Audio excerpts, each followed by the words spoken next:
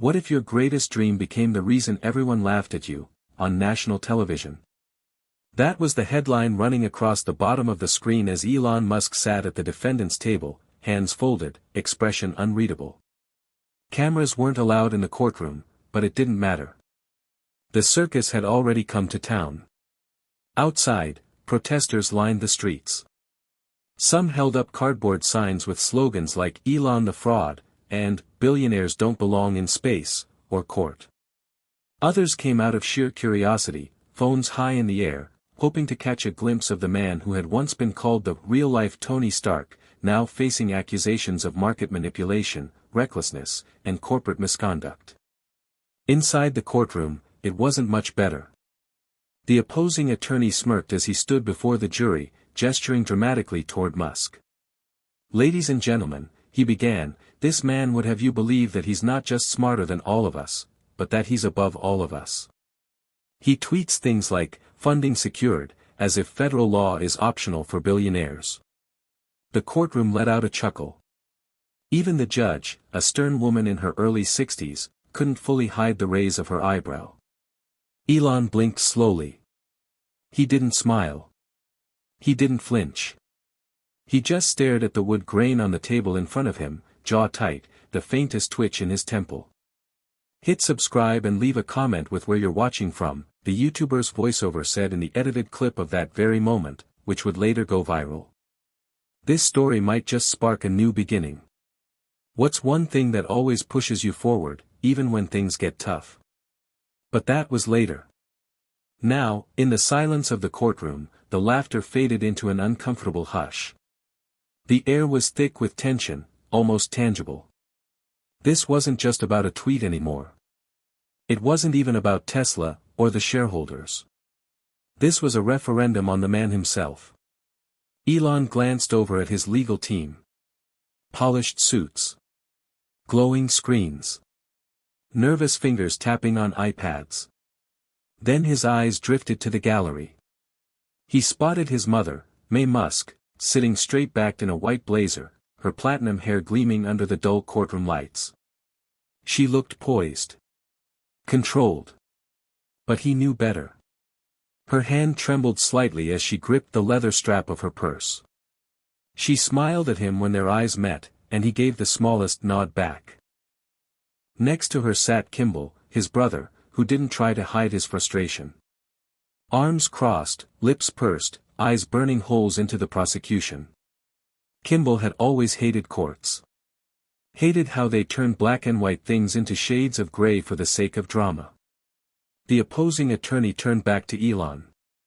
"Mr. Musk," he said, drawing out the words like a schoolteacher scolding a child, "do you believe it's appropriate to make billion-dollar market statements via social media without informing your board of directors?" Elon tilted his head slightly. "I believe," he said quietly, "that Twitter is how I speak to the people." The courtroom chuckled again, nervous, mocking. The prosecutor scoffed. "So, no rules apply to you?" "There are rules," Elon said, voice firmer this time. "But innovation doesn't come with a handbook. If it did, we'd all be stuck on Earth forever." Laughter died. The judge looked up from her notes. The attorney raised his eyebrows but didn't respond. Instead, he walked back to his table, took a sip of water, and let the silence do the talking. The moment passed, but it left a mark. The day dragged on. Legal jargon blurred into white noise. Terms like fiduciary duty, market confidence, reckless conduct, and intent to deceive bounced off the walls. Elon sat mostly quiet. The occasional eye roll from the jury. The typing of court reporters. The tap-tap-tap of his lawyer's pen against a legal pad. But his mind was far from the courtroom. He was thinking about rockets. About Mars. About the thousands of engineers who'd poured their hearts into Starship. About the SpaceX launch window next month, delayed, once again, because of funding issues directly tied to this lawsuit. One tweet. One moment. And now everything hung in the balance. He was thinking about the irony of it all. The same world that had mocked him for dreaming too big was now trying to crucify him for believing in himself too much. What a joke. "Mr. Musk, are you listening?" the judge asked suddenly, her voice sharp. "Yes, Your Honor," he replied instantly, straightening up. "Then please refrain from daydreaming. This is not a science fiction movie. This is a court of law." Elon bit back a smirk. Wasn't that exactly the problem? Later that evening, as Elon sat alone in the back seat of his Model S, the city lights of San Francisco streaking past the tinted windows, he finally allowed himself to exhale. His phone buzzed. A message from Kimball. "Rough day. You good?" He stared at it for a moment. Then typed. They all laughed. Just like they always do. He hit send. No emojis. No punctuation. Just truth. Then, in another window, he opened up the live stream from SpaceX's Starbase. The booster stood tall under the moonlight. Silent. Patient. Waiting. Tomorrow would be another day in court. More mockery. More questions. But tonight, he had work to do. And this time, he wouldn't need anyone's permission. Before courtrooms and rockets, before billion-dollar valuations and social media scandals, there was just a kid. A skinny, awkward, daydreaming kid from Pretoria, South Africa. His name was Elon. He didn't fit in, not even a little. While other boys played rugby or talked about cars and girls, Elon buried his face in science fiction novels and computer manuals.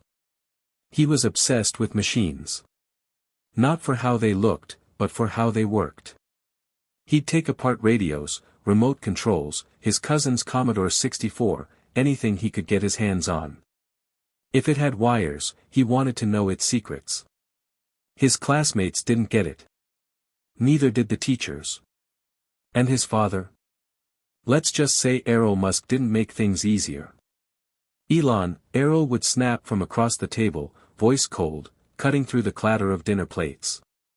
"Stop mumbling and look me in the eye when you speak." Elon, barely 10, would lift his head, lips trembling just slightly, eyes glassy. "I wasn't talking," he'd whisper. "Exactly," his father would sneer. "Because you never have anything real to say." Those words stuck deep. His mother, May, tried to protect him where she could, soft hands, soft voice, a fierce defender, but she couldn't shield him from everything. Especially not the beatings. Not at home. And not at school. There was one afternoon that never really left him. Grade 6. The schoolyard. Elon had corrected a classmate in front of everyone, something about how transistors worked. He wasn't trying to be smug. He just loved facts more than feelings.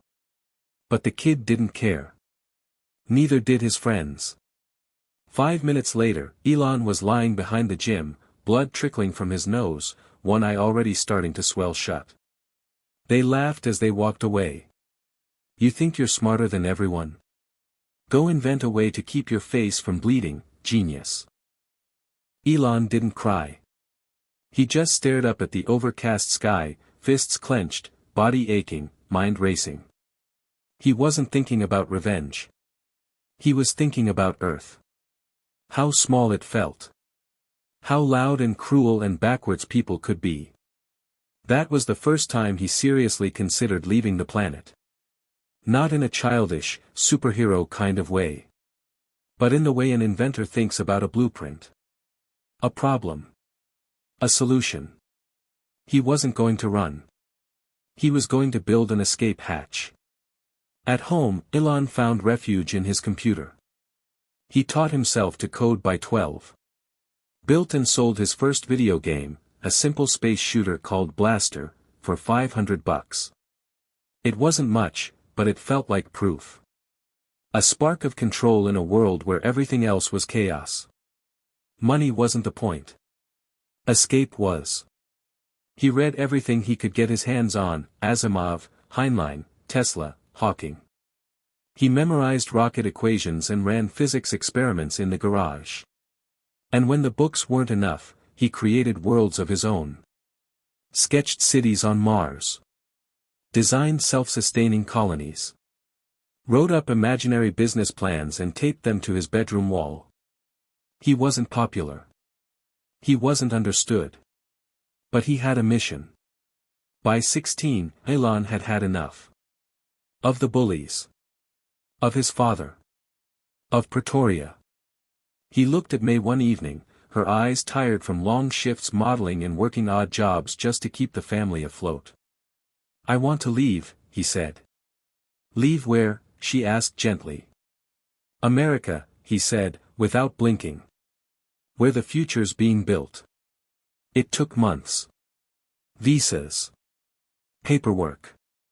But eventually, Elon got out. First to Canada, then the US. He enrolled at the University of Pennsylvania and double-majored in physics and economics, not because he needed the degrees, but because they were tools. Building blocks. Fuel for the journey ahead. He was finally where he belonged.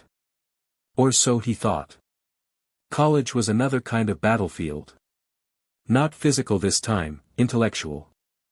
While other students joined fraternities or partied on weekends, Elon stayed in the dorm basement writing code, developing websites, and drawing out designs for electric vehicles that no one else believed in. He and his brother, Kimball, shared a tiny apartment they turned into a business headquarters. They couldn't afford real office space. They couldn't even afford furniture. So they used beanbags.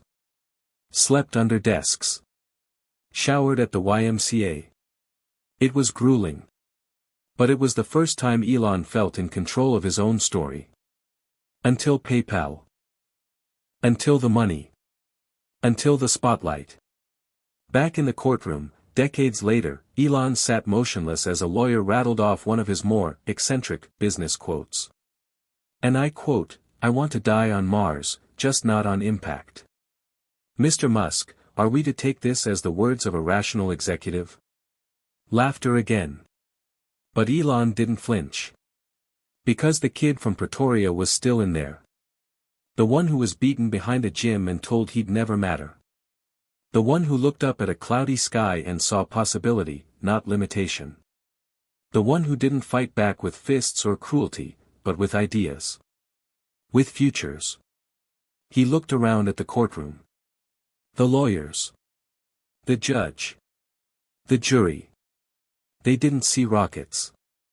They didn't see Mars. But he did. And maybe, just maybe, he would make them see it too. In Silicon Valley, dreams are a dime a dozen. But obsession? Obsession is rarer, and far more expensive. Elon Musk didn't arrive in California with much. Just a backpack, a head full of ideas, and a certainty most people mistook for arrogance. He didn't care. He wasn't there to make friends. He was there to build. At 24, he launched Zip2, a startup meant to digitize business directories and maps, basically Google Maps meets Yelp, before either of those things existed. Back then, most companies didn't even have websites. Elon was pitching the future to people still stuck in the yellow pages. They laughed at him. But that was fine. He was used to that. He and Kimball slept in the office, literally. They had no apartment, no real income. Just one computer. If a customer demo was scheduled, they'd take turns showering at the YMCA down the block. Sometimes, Elon would sleep under his desk, using his coat as a pillow, only to wake up, fix bugs, and dive straight into code again. His diet? Mostly ramen and Coke. His social life? Non-existent.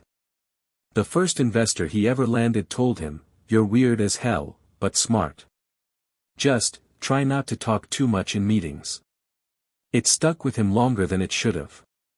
Within a year, Zip2 got traction. Big clients. Bigger contracts.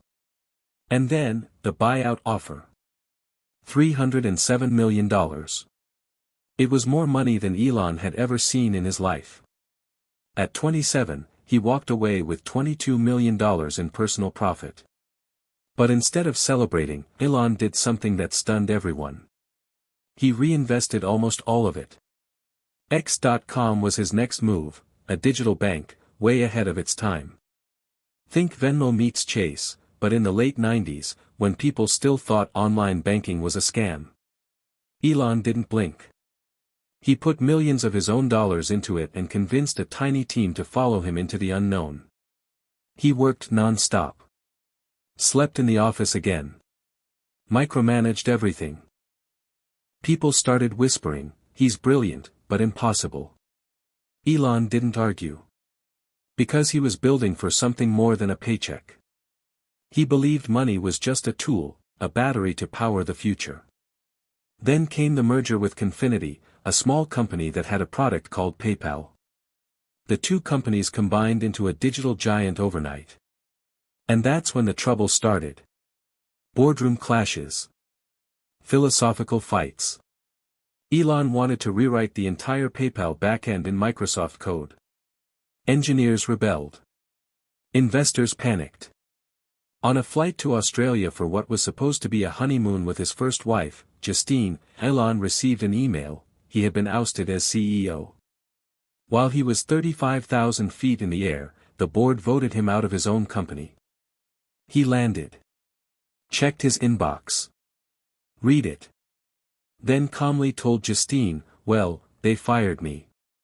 She blinked. "What do we do now?" He shrugged. "Build something bigger." Despite being removed, Elon still walked away with $180 million when PayPal sold to eBay in 2002. He could have retired. Bought an island. Started a tequila brand and vanished into luxury, like most tech founders. But instead, he doubled down, on everything. He launched SpaceX in 2002 with a single goal: make space affordable. Because how else were we going to become multiplanetary? Then came Tesla in 2004, because burning fossil fuels while pretending to care about climate change was the biggest hypocrisy of the 21st century. And SolarCity. And OpenAI. And Neuralink. And The Boring Company. Each one crazier than the last. Each one ridiculed by experts. You're a car guy now. You're building rockets. You're digging tunnels under LA. Why? Elon always had the same answer. Because it's the right thing to do. But success came at a cost. His marriage strained under the pressure. Justine once described him as a man consumed by mission. She wasn't wrong. He forgot birthdays. Missed family dinners. Slept on the Tesla factory floor for days at a time. He chased deadlines like a man outrunning something darker. At a party, someone once asked him what he'd do if all his companies failed. He didn't miss a beat. "I'd sleep in a warehouse and start over." They laughed. But he didn't. Back in the courtroom, a slideshow of Elon's past business quotes flashed on the screen. One read, "Starting a company is like chewing glass and staring into the abyss." The prosecutor snorted. "Dramatic, isn't it?" Elon watched silently. He wasn't thinking about the abyss. He was remembering what it felt like to sit in a folding chair in a rented Palo Alto office at 3 a.m., debugging payment scripts and wondering if he'd make rent. That wasn't drama. That was his life. Outside the courtroom, the world had its own opinions. Cable news painted him as a reckless narcissist. Commentators labeled him a spoiled techno-king. Twitter called him a Bond villain with Wi-Fi. But no one talked about the sleepless nights. Or the silence after being ousted from the company he built. Or the way ambition had started to feel like a weight more than a gift. Success didn't make Elon Musk invincible. It made him vulnerable in front of the world.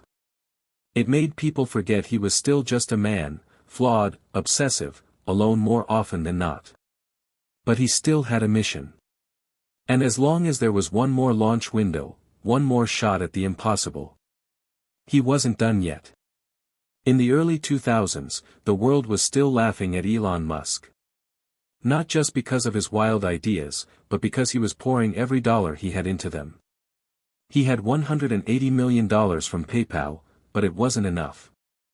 SpaceX was eating money faster than he could imagine, and Tesla was on the brink of collapse. The engineers at Tesla were telling him it couldn't be done, an electric car that would beat gasoline-powered vehicles. Impossible. They didn't have the tech. They didn't have the infrastructure. They didn't have the customer base. And yet, Elon still pushed forward, because to him, failure wasn't an option. SpaceX, on the other hand, was almost bankrupt. After 3 catastrophic rocket failures in 2006, many in the industry counted the company out.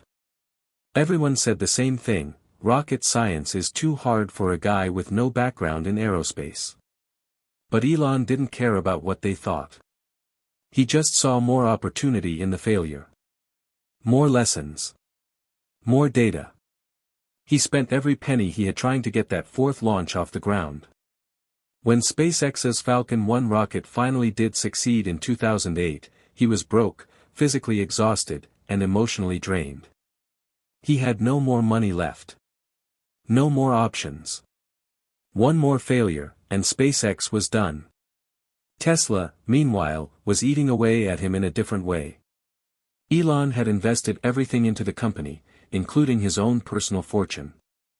They needed a revolutionary car, something that would change the entire industry. The Roadster, Tesla's first all-electric sports car, was innovative, but it was expensive. Too expensive. The car cost $100,000 and still had range limitations that made the mainstream skeptical. Critics loved the idea, but everyone thought Tesla was just a niche brand for rich tech geeks, not the mass market. But Elon didn't back down. He had a vision. One car. One success. And then, the floodgates would open. 2008 was one of the darkest years of Elon's life. Tesla was burning cash faster than it could produce cars. SpaceX was on the brink of bankruptcy. And personally, Elon was facing something worse than financial ruin. He had reached rock bottom emotionally. The pressure of everything, his companies, his family life, the media attention, was crushing him. His first marriage, to Justine, had collapsed, and though they shared custody of their 5 children, Elon felt alone. More than alone, he was emotionally adrift, lost in the relentless chaos of his own ambition. There was a moment, late one night, when Elon locked himself in his office. He sat at his desk, staring at the glowing screen. Everything seemed to blur together: the contracts, the deadlines, the reports from his engineers, the angry phone calls from his investors. His eyes were heavy, his heart was heavy, and for a brief moment, he wondered if he had made a mistake. Had he pushed too hard? Had he demanded too much from himself, and from the people who believed in him? Elon pressed his hands to his face. Then, a thought: I could just walk away. It was the kind of thought most entrepreneurs have after failing miserably. The kind that whispers in the back of your mind when your life feels like it's falling apart. But for Elon Musk, there was no walking away. So instead, he did what he had always done: he dove deeper. In 2008, with both Tesla and SpaceX on the verge of collapse, Elon made an impossible decision. He would personally put the last of his remaining wealth, $35 million, into his companies to keep them alive. It wasn't just the money, it was his soul. His heart and mind. Everything he had left to give. The Roadster kept facing production delays, technical failures, and low customer demand. Even as Elon poured more of his time and energy into keeping the car company afloat, he started losing the respect of the people around him. His employees were exhausted. His engineers were burnt out. They were building a car no one believed in. And yet, every time they hit a dead end, Elon didn't give up. He didn't complain. He raged. If a part failed, he would scream. If a design was rejected, he would shout. If an engineer disagreed with him, he would challenge them in front of the whole team. Elon Musk didn't make friends in those years. He made results. In the darkest days, when things were looking the worst, he was forced to fly to California's capital to meet with government officials who held the key to his financial survival. Tesla needed a $465 million loan to stay alive. On the outside, Elon looked like a man on top of the world. A billionaire. A genius. A visionary. But on the inside, he was a man with nothing left to lose. His heart raced as he sat across from the government officials, his palms sweating. They were skeptical. They didn't trust him. They didn't trust his numbers. But then, Elon did what he always did when everything was on the line. He sold them the future. I don't care if we go bankrupt. We're going to revolutionize the entire automotive industry, he said, his voice steady, though his mind was anything but calm. The loan came through. The money was saved. And Tesla stayed alive. As the months passed, SpaceX finally started showing results. The Falcon 1 rocket had its first successful launch in September 2008, and with it, a new chapter for both the company and Elon Musk. In the same month, SpaceX won a contract with NASA for launching cargo into space, giving them the breathing room they needed to continue pushing forward. It wasn't pretty. It wasn't easy. But it worked. Back in the courtroom, years later, Elon was still the same man, the same one who'd made impossible decisions when the stakes were life and death. Mr. Musk, the prosecutor asked, you speak of vision, but is it really vision when it costs the lives of the very people who believe in you? The employees who you pushed to exhaustion? Elon leaned forward, looking straight at the jury. I don't push people to exhaustion. I push them to greatness, he said, his voice cold but determined. The world doesn't change because we're comfortable. The world changes because we fight.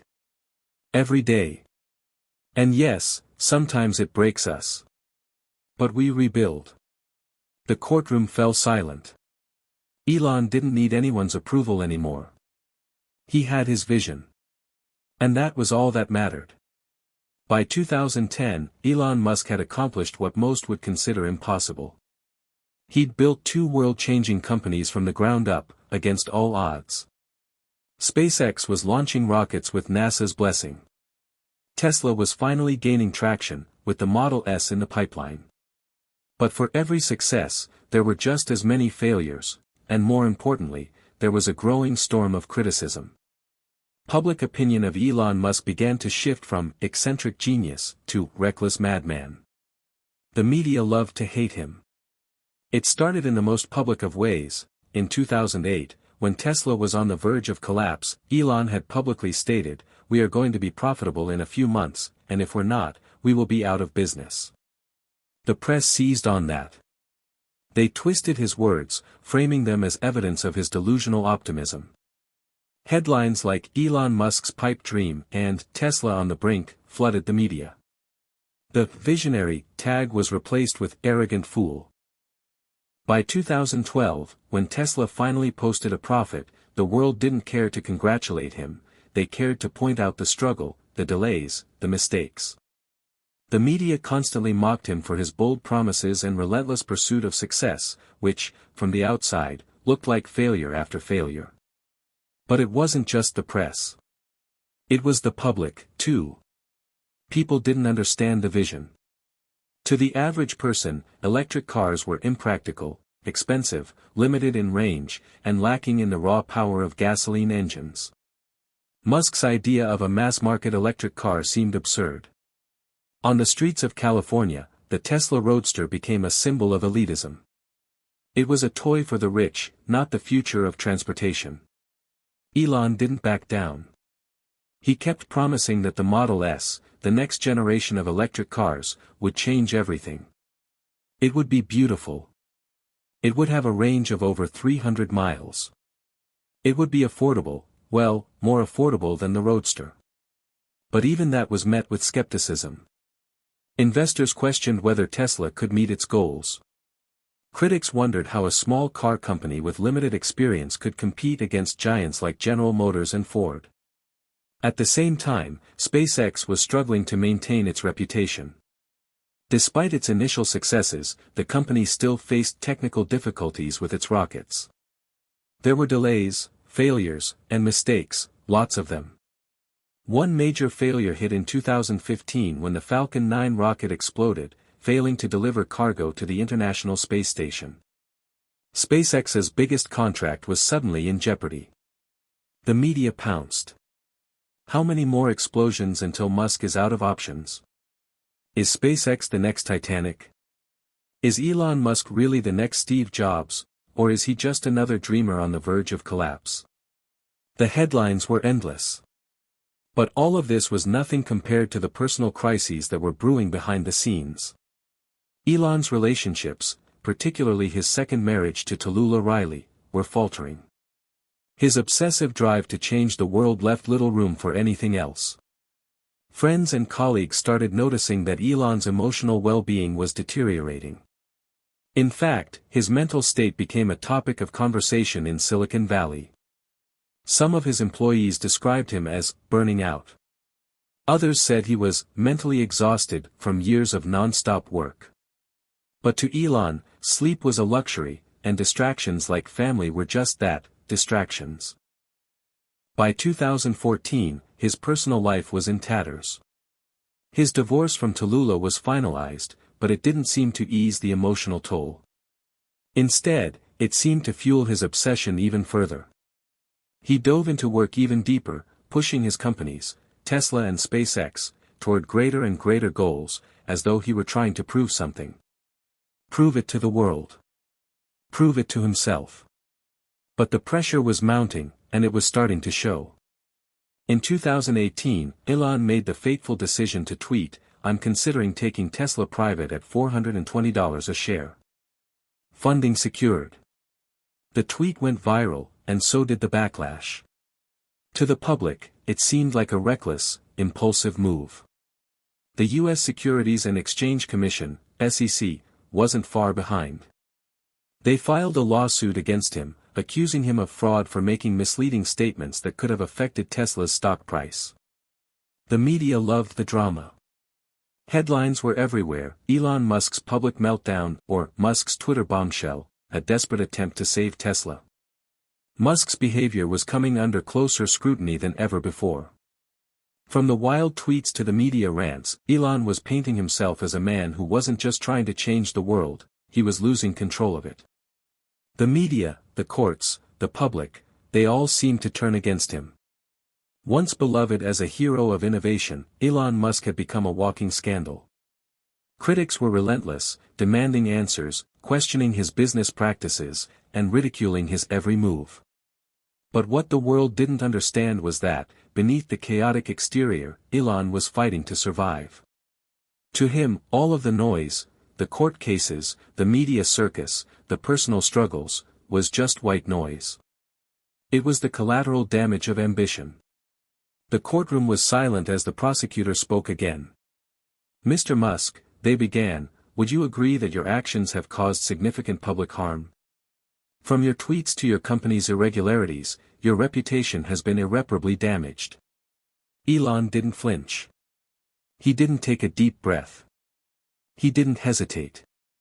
"Every great change comes with a price," he said, his voice low, measured, and unshaken. "You think this is about my reputation?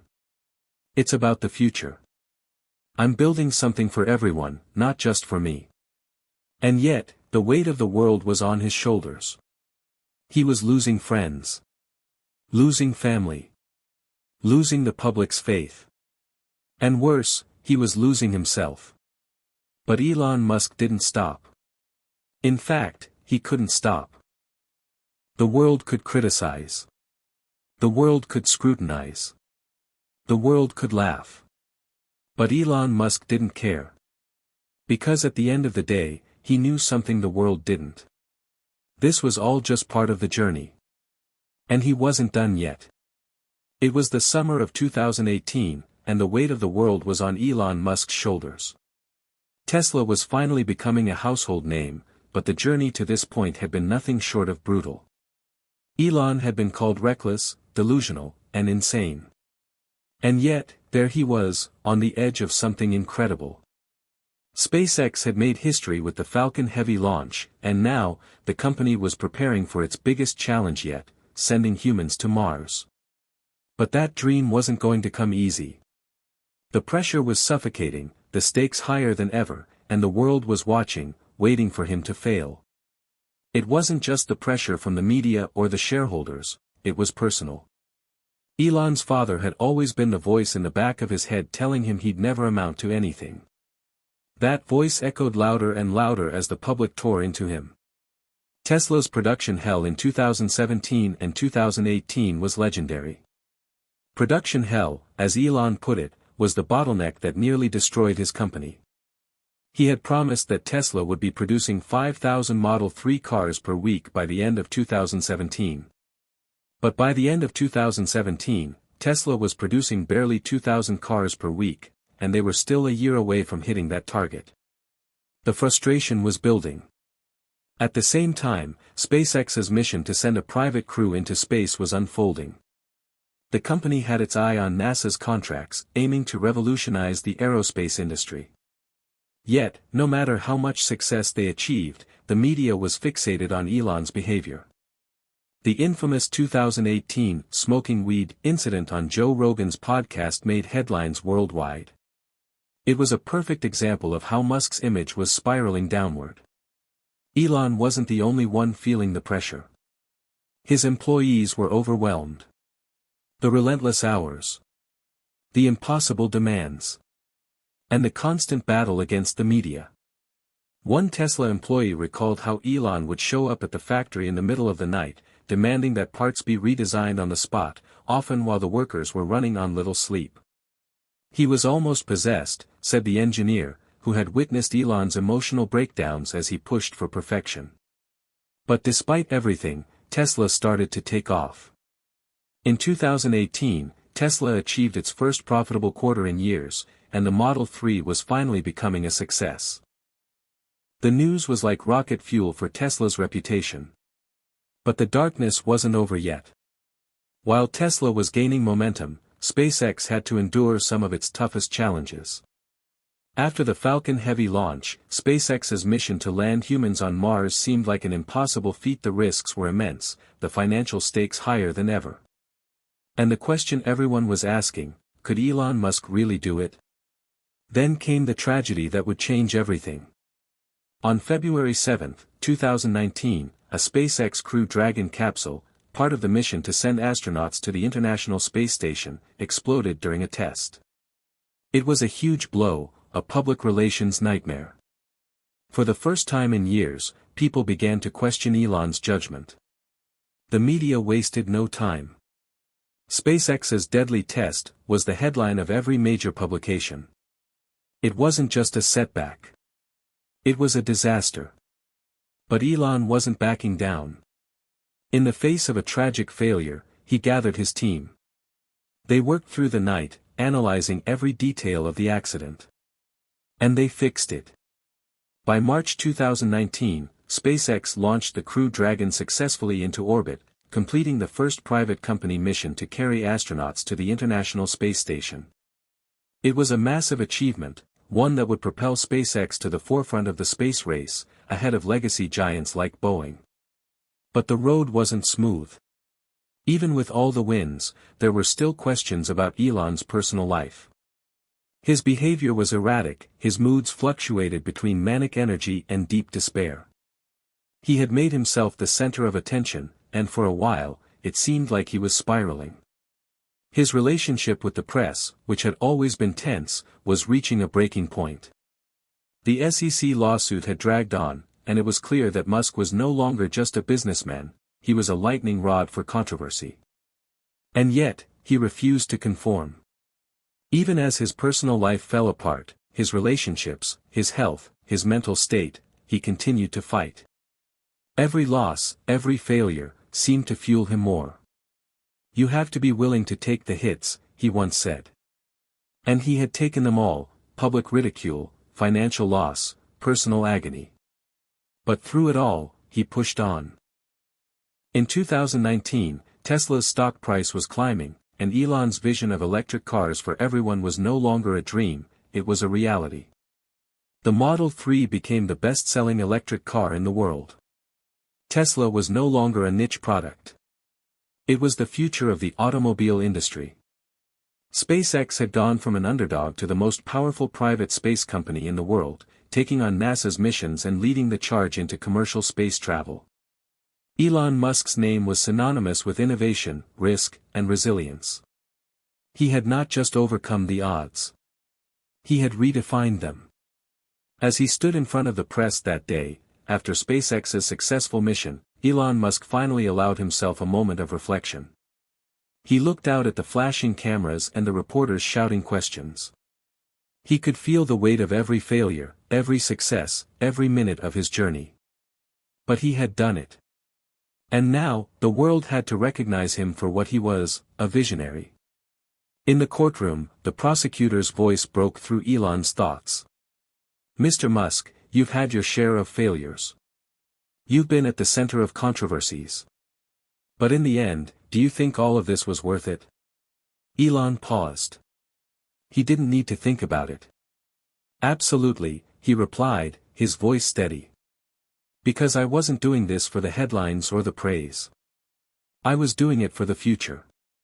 It was 2020, and the world was in the grip of a global pandemic. Yet, in the midst of unprecedented chaos, Elon Musk's companies were reaching new heights. Tesla, despite the shutdowns and economic uncertainty, had become the most valuable automaker in the world, surpassing Toyota, Ford, and General Motors. In a market once dominated by legacy car manufacturers, Elon Musk's bet on electric vehicles had paid off. The world's biggest automaker was no longer General Motors, it was Tesla. The company had not only survived its early struggles, but had thrived. Meanwhile, SpaceX wasn't sitting idle. The company was now the leading private space company in the world, outpacing government-funded space agencies in terms of both innovation and success. Elon's life was no longer just about overcoming failures, it was about redefining what was possible. The Falcon 9 rocket was leading the charge in reducing space travel costs, becoming the most successful and reusable rocket in history. No one, absolutely no one, could have predicted the future of space exploration would be led by a private company, let alone a man who once had to convince the world that reusable rockets weren't just a pipe dream. In 2020, SpaceX made history once again with the Crew Dragon's first manned mission to the International Space Station, ISS. It was the first time a private company had successfully sent humans into space, and returned them safely to Earth. The world watched as two astronauts, Robert Behnken and Douglas Hurley, blasted off into space aboard a SpaceX rocket. For many, it was the moment when space travel finally entered a new era, a future where the stars were no longer the exclusive domain of governments. Elon Musk, the engineer who once imagined space travel for the masses, was living that dream. But success in the public eye came with its own challenges.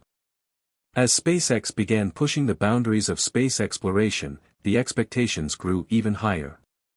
The world wasn't just waiting for the next launch, they were waiting for Mars. The idea of colonizing the Red Planet had been Elon's passion project for years, and in 2020, it became clear that SpaceX's Starship program was no longer just a concept. It was becoming reality. Starship wasn't just any spacecraft, it was designed to carry hundreds of people to Mars, a spacecraft capable of landing back on Earth and being reused multiple times. It was ambitious, visionary, and, at the time, seemed impossible. But Elon wasn't one to shy away from the impossible. However, as Tesla and SpaceX flourished, a new kind of challenge emerged: competition. With Tesla's success came a surge in electric vehicle manufacturers. Companies like Rivian, Lucid Motors, and traditional giants like Volkswagen and Ford ramping up their electric car efforts. The pressure to stay on top was immense. Yet Elon's response was simple: innovation. While competitors focused on catching up, Tesla was pushing the envelope with the Cybertruck, a vehicle that looked like nothing else on the market. Its angular design, its bulletproof glass, it was a bold, audacious statement. Critics panned the design, calling it ugly and impractical. But as always, Musk didn't care about the critics. He cared about the end goal, transforming the way people thought about cars, and the future of energy. In 2021, Tesla reached an unprecedented milestone. The company's stock hit a record high, breaking the $1 trillion mark, a feat no other car company had ever achieved. And the world took notice. But despite this monumental financial success, Musk wasn't in it for the money. He was in it to change the world. The rise in Tesla's stock wasn't just a financial triumph, it was a validation of his vision, of his belief that humanity could create sustainable energy solutions that could power the world without harming the planet. Meanwhile, SpaceX was setting its own records. In 2021, the company launched more rockets than any other private space company, and SpaceX's Starlink project, the ambitious effort to create a satellite internet system that could provide high-speed internet to even the most remote parts of the world, was well on its way to transforming the internet industry. With thousands of satellites in orbit, Starlink was already bringing internet access to places that had long been underserved. But the journey was far from over. The pressure was only mounting. The biggest test of all came when SpaceX attempted a series of high-altitude test flights for the Starship prototype. The early flights were plagued by failures, explosions, fireballs, and even a few near catastrophes. The media had a field day, mocking the ambitious project. Headlines read, "Elon Musk's latest disaster, is SpaceX Starship just a fantasy?" But the criticism only pushed Musk harder. Elon wasn't deterred by failure, it was an opportunity to learn. And as always, he used that lesson to improve. By the end of 2021, SpaceX had successfully launched the Starship prototype on multiple test flights, demonstrating a potentially game-changing spacecraft capable of landing on Mars. The dream of interplanetary colonization was no longer a sci-fi fantasy, it was becoming a reality. Elon Musk, against all odds, had turned two struggling companies, Tesla and SpaceX, into global titans. He had broken barriers, set records, and defied the expectations of the world. The narrative around Elon Musk had shifted. No longer seen as a dreamer or a man out of touch with reality, he was now regarded as the architect of the future. But as the world celebrated his success, there were still questions lingering. Elon Musk had built an empire, but was he ready for what was next? The court case loomed, and the pressure remained. Every move, every decision, was under scrutiny.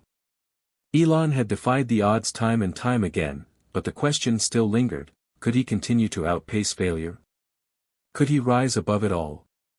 As he stood on the verge of launching humanity into the next great frontier, Elon Musk knew one thing for sure. He wasn't done yet. In the spring of 2022, the world stood on the edge of something extraordinary, something that could reshape the course of human history. SpaceX had completed its final tests for the Starship spacecraft, and the goal was clear, Mars. For Elon Musk, this was the moment of truth.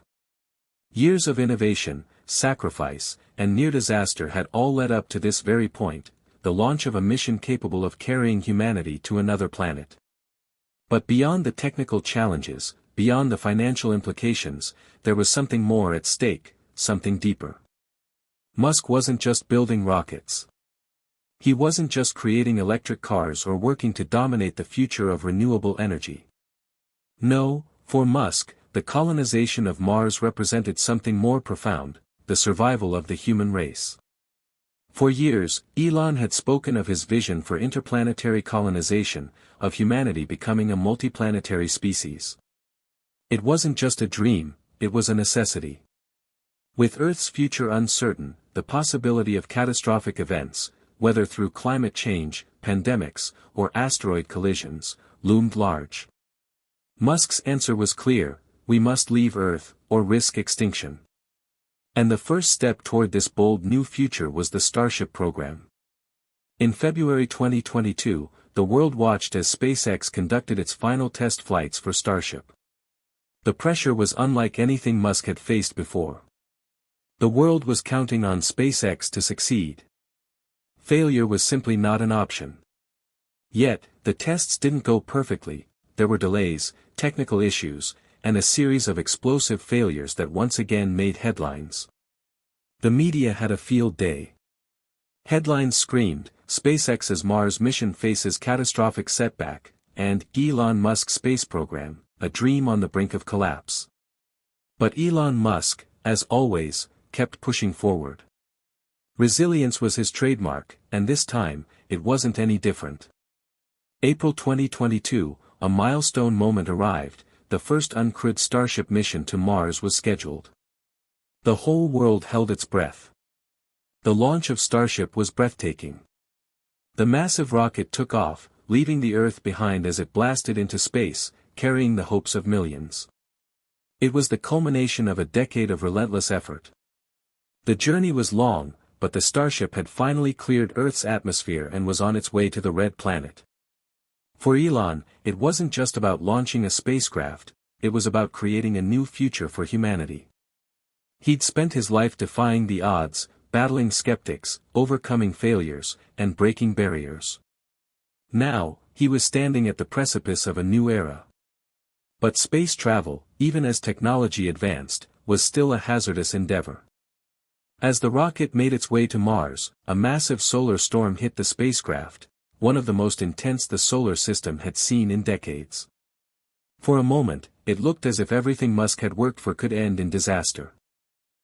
The mission's communication with Houston was lost. Tension filled the air, as the world feared the worst. But this time, SpaceX had learned from past mistakes. A backup system was in place, and the Starship, though severely damaged, managed to stay on course. Days later, the world held its breath as the spacecraft successfully entered Mars orbit, after what seemed like an eternity of uncertainty. The world watched as Elon Musk's dream took its first steps beyond Earth. NASA, the very agency that had once laughed at Musk's ambitions, was now standing side by side with SpaceX. Elon had created something monumental. But the journey was far from over. In the years that followed, the Starship program would advance, and with each success came a new set of challenges. The goal remained the same, to send humans to Mars. But for Elon, the mission wasn't about personal fame or fortune. As much as he appreciated the accolades, his heart was focused on something else, humanity's survival. In 2023, Tesla had finally launched its fully autonomous vehicles, and the company was now delivering not just electric cars, but solutions to some of the world's most pressing issues. Solar energy, battery storage, and even Hyperloop transportation were all part of his blueprint for the future, a future that was no longer confined to the Earth. And still, he kept pushing forward with SpaceX. The Starship program continued, evolving as Musk sought to make life on Mars a reality. He envisioned cities of people, thriving under domes on the Martian surface. A self-sustaining ecosystem. The human race living among the stars. It was in 2024, during an exclusive press event for Starship's first crewed mission to Mars, that Musk opened up about his ultimate goal. We're at a crossroads. Earth will not last forever. But if we can make it to Mars, if we can establish a colony there, we will secure the future of humanity. I don't want to be remembered as a businessman. I want to be remembered as the man who ensured humanity's survival. As the first human crew boarded Starship for its journey to Mars, it felt like the end of an era, but also the beginning of a new one. A future where humans were no longer confined to a single planet, but had become interplanetary. The mission was successful. And as the crew landed on Mars, Elon Musk stood in front of millions, eyes fixed on the horizon. His dream had not only come true, it had changed the future of human civilization forever. Yet, as the world celebrated this historic achievement, a question remained: what now? Elon Musk had done it. He had launched humanity into the stars. But the legacy he left behind was not just one of rocket ships and electric cars. It was a legacy of audacity, of belief that anything was possible if you were willing to take the leap.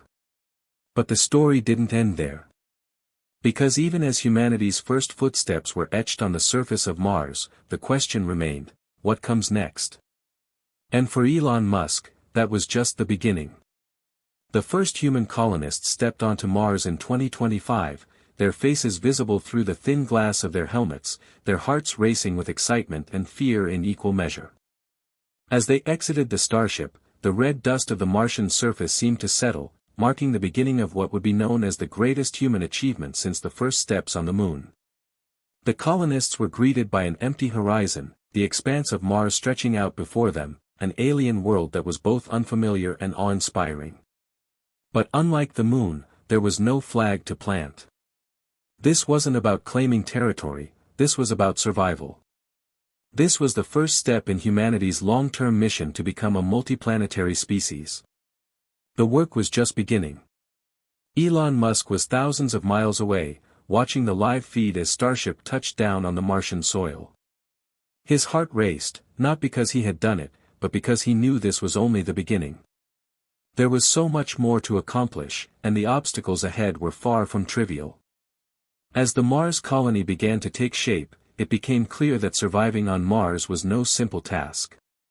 The first few years of life on Mars were marked by a relentless battle for survival. The colony's primary goal was to establish a self-sustaining environment, where humans could live, work, and reproduce without reliance on Earth. That meant building greenhouses for food, creating systems to recycle water and air, and ensuring the colony had enough energy to survive the harsh Martian winters. Every day felt like a fight against the unknown. The Starship crew was now a part of history, but their lives on Mars were fraught with challenges. For the first Martian settlers, it wasn't just about surviving, it was about creating a new way of life. They had to build everything from scratch, new habitats, infrastructure, farming systems, and more. With no soil, no breathable atmosphere, and limited resources, the settlers had to become innovators and problem solvers overnight. Tensions were high, especially during the first year. The Martian environment was unforgiving, and each setback felt monumental. One of the first issues they encountered was the failure of a key life support system, which forced the colony to ration air and water for several weeks. The solar storms were a constant threat, damaging equipment and sometimes even disabling communication systems. The settlements had to be built inside underground bunkers or covered by thick layers of Martian soil to protect the inhabitants from the harsh radiation. But despite the challenges, there were moments of triumph. In 2026, the first Martian greenhouse began to produce food, allowing the settlers to grow potatoes and lettuce, and slowly, the colony started to become more self-sufficient. The bioreactors for oxygen production became more reliable, and the water extraction system was perfected. With each new success, hope grew stronger, and the settlers began to believe that they could build a future on this red planet. For Elon, each triumph was proof of concept, proof that humans could indeed live beyond Earth. But he wasn't content just with survival. His vision was always bigger, he wanted to build a thriving civilization on Mars. In 2027, SpaceX launched another mission, this time, a second wave of colonists. They brought with them more advanced technology, new 3D printers capable of constructing buildings out of Martian resources, as well as new tools for extracting methane from the Martian atmosphere to power the colony. The new arrivals brought with them the next generation of Martian settlers, children born on Earth, but raised in a radically different environment.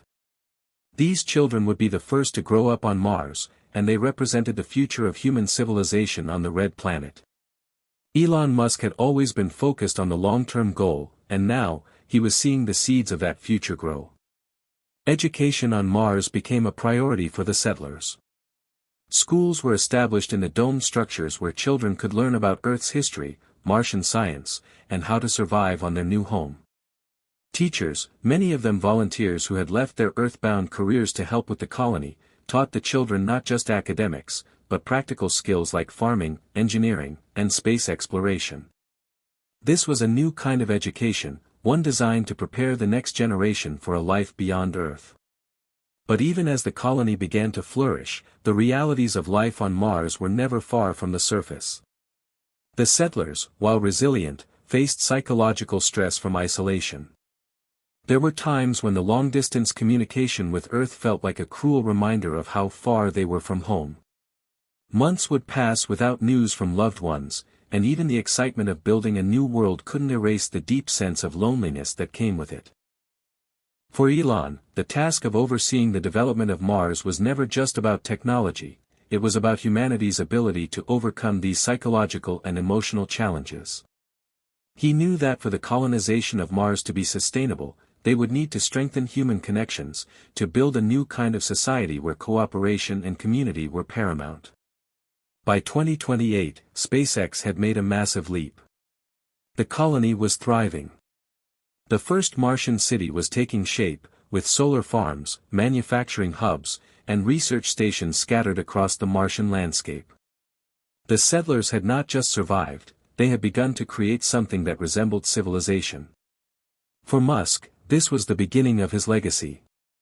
The Martian colony was now not just a symbol of technological achievement, but the first concrete step in his dream of interplanetary humanity. But even as the settlement on Mars reached new heights, he knew this was only the beginning. The next stage, a self-sustaining colony with thousands of people, was still far away. But with each passing day, the settlers on Mars were building the foundation for a new chapter in human history, a chapter written on a planet millions of miles away from Earth. Yet, even as Musk looked to the future, there were whispers in the corridors of his companies, in the offices of SpaceX and Tesla. What if the stakes were higher than just survival? What if Elon Musk had more than one goal in mind? The Mars project was far more than just a journey for the first humans to touch the surface of another planet. It was the first step toward a greater ambition, a world where humanity could spread across the stars, pushing the boundaries of what was possible. As 2029 approached, Elon Musk knew one thing for sure: humanity wasn't just surviving on Mars, they were starting something revolutionary. By 2030, the first permanent human settlement on Mars had grown into something extraordinary, a self-sustaining city, brimming with activity and life. The initial vision Elon Musk had for Mars, a survival mission designed to ensure humanity's future, had become something much greater, a thriving interplanetary community. Yet, as the city on Mars flourished, Musk's focus began to shift. Mars, though a monumental step in the human story, was never meant to be the final destination. He had always envisioned a future that extended far beyond the red planet. Mars was simply the beginning, a stepping stone toward an even greater ambition, the colonization of the entire solar system. SpaceX had already accomplished what many thought impossible. The Mars colony was sustainable, and with each passing year, the settlers grew more capable. But now, Elon Musk was focusing on the next frontier. He had set his sights on the outer planets, on the moons of Jupiter and Saturn, and even on asteroids that could become harvestable resources for a growing human civilization. Musk's goal was clear: to expand humanity's presence across the stars, to make Earth just one part of a vast interplanetary empire. But these plans came with an incredible set of challenges. While the Mars colony was thriving, the space infrastructure required to expand to other planets was still in its infancy. Starship had proven capable of reaching Mars, but to establish colonies on distant moons or even reach the asteroid belt, humanity would need entirely new technologies that could make space travel more efficient, more affordable, and sustainable for millions of people. Musk, the relentless visionary, was already working on the next generation of rockets. Starship 2.0 would be far more powerful, capable of carrying massive cargo loads and establishing permanent settlements on the moons of Jupiter, such as Europa or Ganymede. In parallel, he began discussions with international space agencies, including NASA, the ESA, and private partners, about collaborating on space stations that would act as hubs for future interplanetary travel. The Moon, once again, took center stage. After the success of Mars, the Lunar Gateway Station became the next focus for human expansion. As the Moon base began to take shape, humanity's first steps in establishing a permanent presence on a celestial body other than Earth were underway. NASA and SpaceX were collaborating to make this dream a reality. The Moon would serve as both a testing ground for technology and a launch pad for deeper space exploration. Elon was quick to remind the public that Earth's problems, while dire, were not the sole focus of his work. Mars was the ultimate backup, but his true ambition was to make humanity an interstellar species. Mars, in his mind, was only one part of the broader picture. The new space station orbiting the Moon, dubbed LunaHub, became a crucial milestone for Musk's plans. LunaHub would house thousands of people, scientists, engineers, and workers who would help develop technologies for building settlements on the outer planets. The Lunar Orbital Platform Gateway was more than just a station, it was humanity's first step toward an interplanetary future. But as the space station began to take shape, there were more difficult choices to be made. Funding, a constant challenge in Musk's ventures, was a topic of discussion. He'd already invested billions into Mars, and now, building the infrastructure to expand humanity across the solar system would require far more capital. Musk was determined to make space travel affordable for the masses, but the scale of his ambitions required large-scale investment and international cooperation. This led to discussions with governments, other corporations, and wealthy individuals who shared his dream of interplanetary colonization. 2032 was the year everything changed.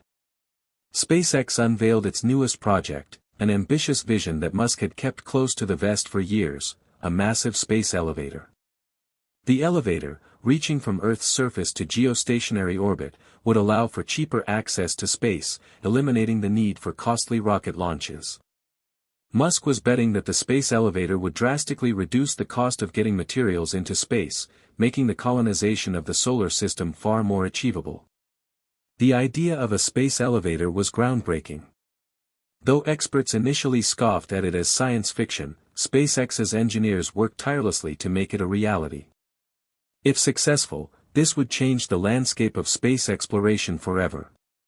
Musk envisioned a future where humans could easily transport resources from Earth into orbit, allowing for large-scale space colonies to be built not just on the Moon or Mars, but on the moons of Jupiter, and even asteroid mining would become a feasible enterprise. In the years that followed, Musk's vision began to take shape in ways that seemed impossible. Starship became the mainstay of interplanetary travel, regularly transporting goods and people between Earth, the Moon, Mars, and beyond. The space elevator was halfway completed, and LunaHub had become a bustling city in the sky, with thousands of people living and working on the Moon. Colonies on Mars expanded, and construction began on the first moon base on Europa, where resources would be mined and research stations would study the potential for life beneath its frozen surface. But as Musk expanded humanity's reach into the solar system, he was forced to confront something he had never expected, the growing tension between Earth and the new colonies. Mars was becoming a thriving world, but it wasn't Earth, and the settlers, especially those born on Mars, began to see themselves as separate from their home planet. There was talk of independence. The colonists on Mars and the Moon were beginning to feel that Earth, with its endless bureaucracy and outdated systems, wasn't prepared to govern them. They had built their cities and industries with their own hands, using the resources of other worlds. The first Martian government began to take shape, with elected leaders advocating for greater autonomy from Earth. Elon Musk found himself in the middle of a political battle he never thought he would face, the push for Martian sovereignty. As the years passed, Musk's legacy grew even more monumental. Humanity was no longer just confined to Earth, it had spread across the solar system. Mars, the Moon, and even the moons of Jupiter became vibrant new worlds for humanity to call home. But Musk's final legacy wasn't just about the technologies or the colonies. It was about humanity's potential, the realization that, with enough vision and determination, humanity could break free from its confines and spread across the stars. The solar system was only the beginning. Elon Musk had forever changed the course of human history. The question remained, would the dream of interplanetary civilization evolve into something even grander, something that reached far beyond the confines of the solar system? As the next generation of explorers and innovators looked to the stars, the legacy of Elon Musk was already etched in the fabric of space itself. Hit subscribe and leave a comment with where you're watching from. This story might just spark a new beginning. What's one thing that always pushes you forward, even when things get tough? By 2035, Mars had transformed from a barren wasteland to a thriving, bustling world. The colonies were no longer just settlements, they had become vibrant cities, self-sustaining hubs of industry, science, and innovation. The first generation of Martians, those born on Mars, were now growing into a community that began to see itself as distinct from Earth. They had lived their entire lives in an entirely different environment, and their values, cultures, and perspectives were fundamentally different from those of the people on Earth. It started with small whispers, rumors in the Martian corridors, at the spaceports, in the streets of the growing cities. People on Mars, particularly the younger generations, began to question whether they truly needed Earth. The colonies were thriving on their own, independent of the resources and support from Earth. The Martian economy was flourishing, with local industries such as mining, agriculture, and manufacturing thriving under the protective dome of the Martian sky. The settlers had established their own political system, and they had developed a Martian identity.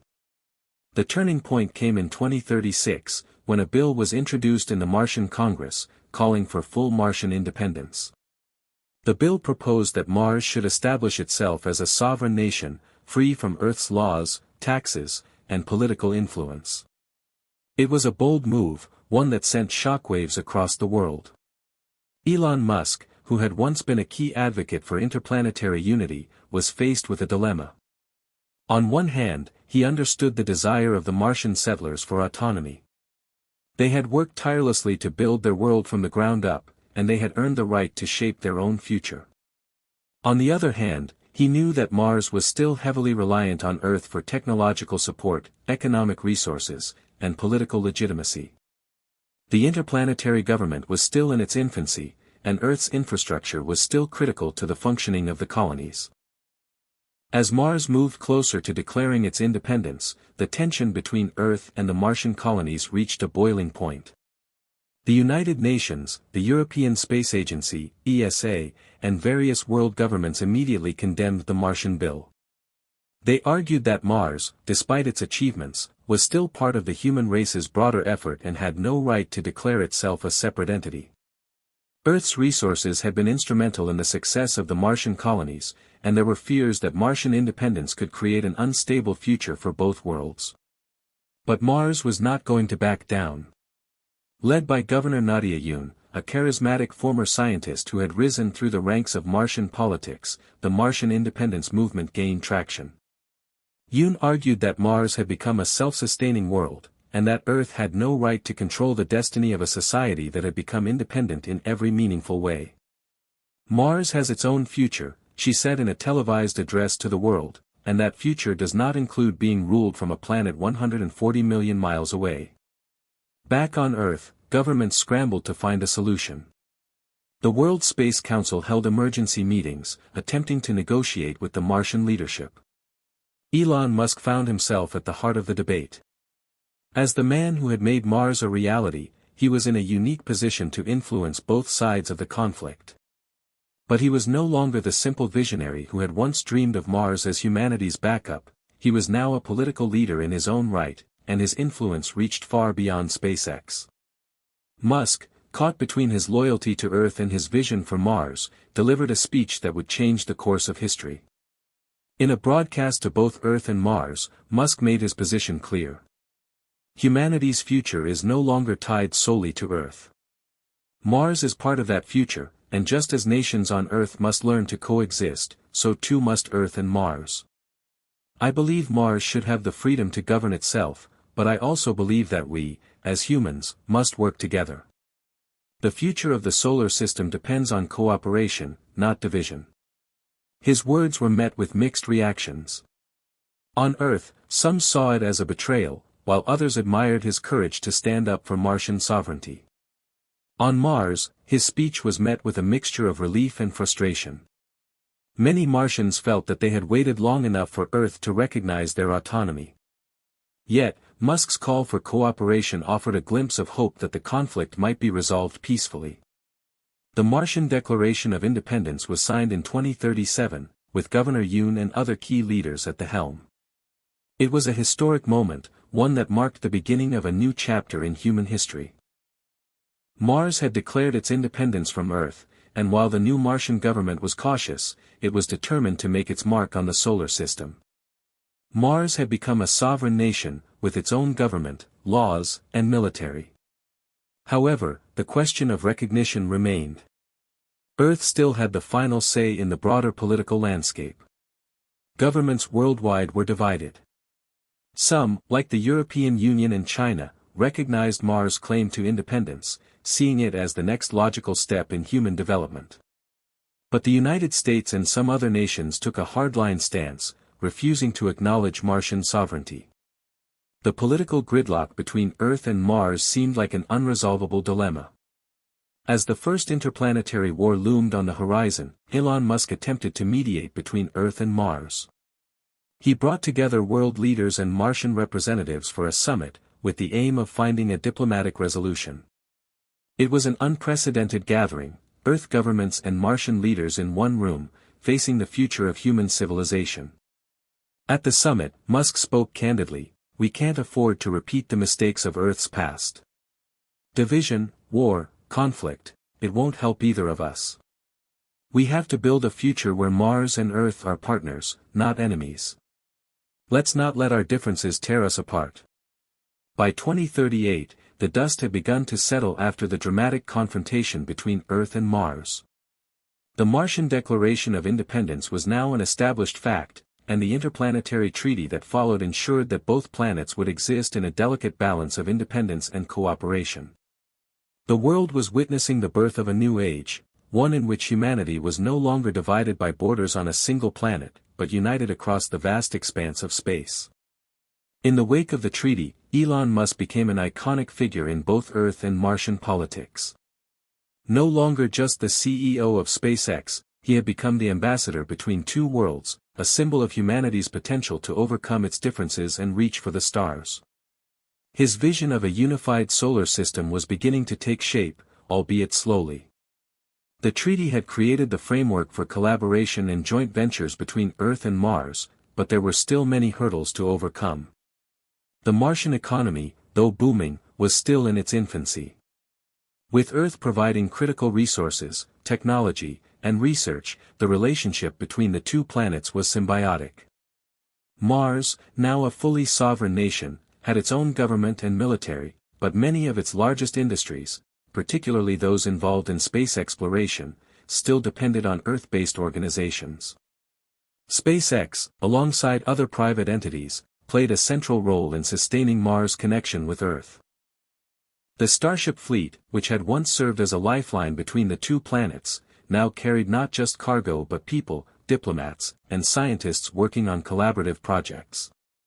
One of the most critical developments in the post-independence era was the establishment of a joint Martian-Earth scientific body, the Interplanetary Research Council, IRC. This council was designed to foster innovation and share knowledge between Earth's and Mars' brightest minds. The IRC focused on joint ventures in areas like resource extraction, terraforming technologies, and energy generation. Mars had its own initiatives, but Earth's experience with resource management, climate technology, and infrastructure proved invaluable. Yet, while the foundation for cooperation was strong, there were still significant challenges ahead. For many on Earth, the idea of Mars as a sovereign nation remained a contentious issue. Some argued that humanity's future should be a shared effort between Earth and Mars, not one where one planet was allowed to pursue its own destiny at the expense of the other. These critics often pointed to the unequal resources that Earth still provided and the fact that Martian industry was not yet entirely self-sustaining. In contrast, Martian leaders like Governor Nadia Yun argued that Mars' future should be shaped exclusively by Martians. For many, the idea of Mars as a partner rather than a colony of Earth was a step toward full autonomy. Martians, particularly the second and third generations born on the Red Planet, increasingly viewed themselves as a separate people with distinct needs and aspirations. They no longer saw Earth as their guiding force but as one partner among many in an expanding interplanetary alliance. The tensions that had once fueled the independence movement had not disappeared entirely. The question of sovereignty continued to simmer under the surface of interplanetary relations. Could Mars and Earth truly coexist as equal partners, or would the differences between the two worlds, geopolitical, cultural, and economic, eventually pull them apart? In the meantime, Elon Musk continued to work behind the scenes, pushing his vision for the future forward. His primary focus now shifted toward making interplanetary travel more accessible. He knew that if humanity was to thrive on Mars, and beyond, it needed to expand its reach, to make the movement of people and resources across the solar system a regular part of life. In this context, the Starship project underwent rapid advancements. The Starship 3.0 prototype, an even larger and more advanced version of the original design, was capable of reaching not just Mars, but the outer planets as well. It was now capable of carrying thousands of passengers, making it feasible to transport entire populations to new worlds. Musk's ambition was no longer just limited to Mars. He dreamed of a human presence on the moons of Jupiter, Saturn, and beyond. Mars, though a monumental achievement, was just a stepping stone in a far-reaching vision to turn humanity into an interplanetary species. The development of lunar and Martian colonies continued at an unprecedented pace.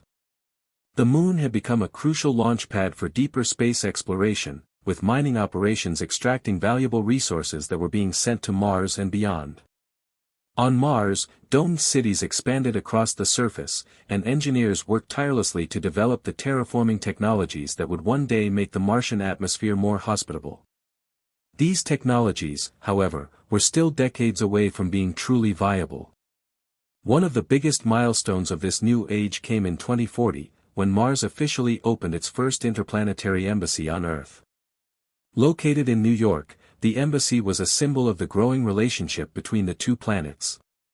It wasn't just a diplomatic mission, it was also a cultural center, a place where people from Earth could experience Martian culture, learn about life on the Red Planet and participate in interplanetary events. The Martian ambassador to Earth, Elena Torres, was a former scientist who had once worked in the Martian research programs. Her task was to represent the interests of Mars in Earth's political and economic spheres, ensuring that the relationship between the two planets remained strong and mutually beneficial. Torres was also instrumental in organizing cultural exchanges and joint scientific initiatives, further solidifying the ties between Earth and Mars. However, not all Martians were pleased with the growing cooperation between the two worlds. A faction of radicals, led by a Martian colonist named Luca Armitage, began to speak out against the growing ties with Earth. Armitage and his followers believed that Mars should completely sever ties with Earth, cut off all trade, and focus solely on building an independent future. They saw the embassy and all the joint ventures as Earth's subtle attempt to control Mars from afar. This rising opposition became a flashpoint in the growing tension. While the Martian government under Governor Yoon continued to support unity, this new movement threatened to destabilize the fragile peace that had been established. As interplanetary politics continued to evolve, it was clear that the relationship between Earth and Mars would not be smooth sailing. Both planets were moving toward an uncertain future, but one thing was clear: humanity was now united not by a single world, but by an entire solar system of possibilities. By 2042, Mars was no longer just a colony, but a fully independent world with a population that felt both pride in its achievements and growing anxiety about its future. The Martian government, under the leadership of Governor Nadia Yoon, had managed to maintain a fragile peace with Earth, but beneath the surface, cracks were beginning to show. Not all Martians agreed with the path that had been charted, a path of collaboration and cooperation with Earth. In the sprawling dome cities of Mars, particularly in Hellas City, tensions were rising. A movement was growing, fueled by discontent among the first-generation Martians, the children born on Mars who had never set foot on Earth.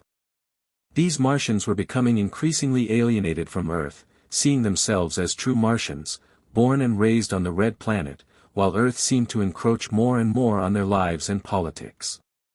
At the forefront of this movement was Luca Armitage, a charismatic and passionate figure who had risen to prominence in the Martian political scene.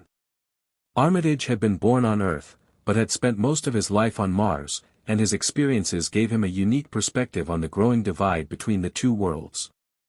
He was a vocal critic of the Interplanetary Alliance, arguing that Mars should sever all ties with Earth and embrace its full independence. "The Earth is a crumbling empire," Armitage declared at one of his fiery speeches, broadcast across Mars, "and they will drag us down with them if we don't sever these chains now." Mars was built by Martians, not Earth. We are not Earthlings. We have our own destiny, and we must claim it before it's too late.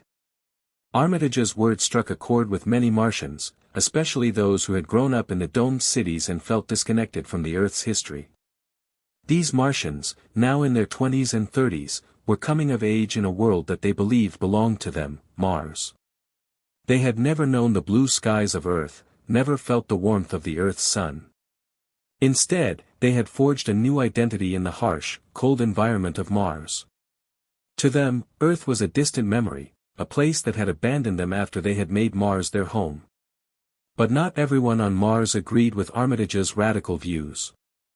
Many Martians, especially those in the established government, feared that his vision could lead to violence and instability. Governor Nadia Yun, who had worked tirelessly to maintain the peace between Earth and Mars, found herself at odds with the growing independence movement. She had always believed in cooperation, in the idea that humanity could thrive together across two worlds, but Armitage's growing influence was threatening to tear the fragile fabric of Martian society apart. Armitage's movement, known as the Martian Liberation Front, MLF, began to gather momentum in 2043. The group's slogan, Mars for Martians, echoed across the colonies, spreading through social media and underground channels. The MLF held peaceful rallies at first, calling for complete independence from Earth, but as their influence grew, so did their methods. The movement became more militant, with some factions calling for direct action against Earth's influence on Mars. In response, Governor Yun called for a national referendum on Mars' future relationship with Earth, hoping to settle the growing divide with a democratic process. The referendum would give Martians the opportunity to vote on whether to continue the current interplanetary alliance or to sever all ties with Earth and pursue full independence. But the referendum was not enough to quell the rising tide of rebellion. As the day of the vote approached, tensions on Mars escalated. Protests turned violent in several cities, particularly in Valles Marineris, where MLF supporters clashed with pro-Earth factions. The Martian National Guard was called in to maintain order, but the situation was quickly spiraling out of control. In the capital city of Ares City, the government was split. Some of Yun's allies, who were still deeply committed to the idea of cooperation, advocated for a peaceful resolution, while others, increasingly influenced by Armitage's rhetoric, believed that Mars should take a more aggressive stance in pushing for independence.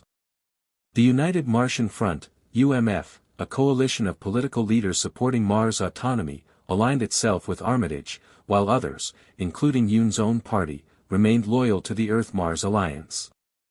Elon Musk, who had once been the unifying force between Earth and Mars, found himself in an impossible position. His vision for a unified solar system was under threat, and he feared that the rebellion on Mars could set humanity back by decades. SpaceX, the company he had founded to make humanity a multiplanetary species, was at risk of being caught in the middle of the growing conflict. In a highly publicized meeting with Governor Yun and other political leaders, Musk expressed his concerns. "This is a critical moment for the future of humanity," he said. "If Mars fractures from Earth, it will not just be a political issue. It will be a humanitarian disaster. We cannot afford to allow this to spiral out of control. We need a solution that doesn't destroy the future we've worked so hard to build." Musk's words were met with a mixture of agreement and skepticism. Some political leaders believed that Musk could broker a peace deal between Earth and Mars, while others felt that his interference was nothing more than a corporate agenda to maintain the status quo. Yet, no matter the opinion, one thing was clear: the situation was becoming increasingly volatile. As the referendum date drew closer, the divide between Mars and Earth deepened. The stakes were higher than ever before. If Mars chose full independence, it would signal the beginning of a new era of isolationism and potential conflict. On the other hand, if the vote leaned toward continued cooperation with Earth, it would be seen by many as a betrayal of the hard-won freedom Mars had fought for. Governor Yun, while advocating for unity, knew that she could not stop the will of the people. Her hope was that the referendum would settle the question once and for all, but deep down, she feared that the growing rebellion would not be so easily resolved. And so, Mars stood at a crossroads, its future uncertain, its people divided, and its identity in the balance. The day of the Martian referendum had arrived, and Mars was on the brink of disaster. March 1, 2044, was supposed to be a defining moment in Martian history, a peaceful opportunity to decide the planet's future. The question on the ballot was simple: should Mars remain in an alliance with Earth, or should it sever all ties and pursue full independence? The hope was that a democratic process would resolve the growing divisions and avoid further bloodshed. But as Mars voted, it became clear that the divisions ran much deeper than anyone could have anticipated. While many had hoped for a smooth referendum, the results were far from conclusive. The vote revealed a deeply divided planet, with major cities like Ares City and Valles Marineris leaning toward independence, while others, such as Hella City and Elysium, supported continued cooperation with Earth. The gap was narrow, but it was enough to ignite the Martian Civil War. Luca Armitage and the Martian Liberation Front, MLF, declared victory, but the aftermath was nothing like they had envisioned. Instead of the peaceful declaration of independence, the victory sparked violent confrontations between Martian factions.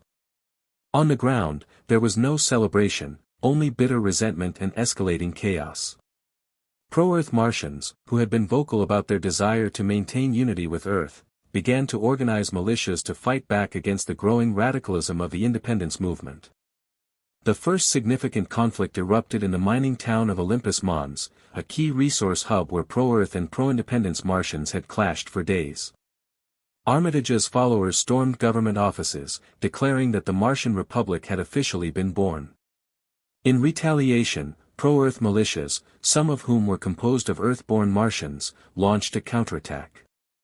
The battle was fierce, and soon the entire region was embroiled in a low-intensity civil war. In Ares City, the situation was equally dire. Armed clashes broke out between government forces loyal to Governor Yoon and the independence factions led by Armitage. The city's once gleaming domes were now a battlefield, as the Martian government struggled to maintain control of the population.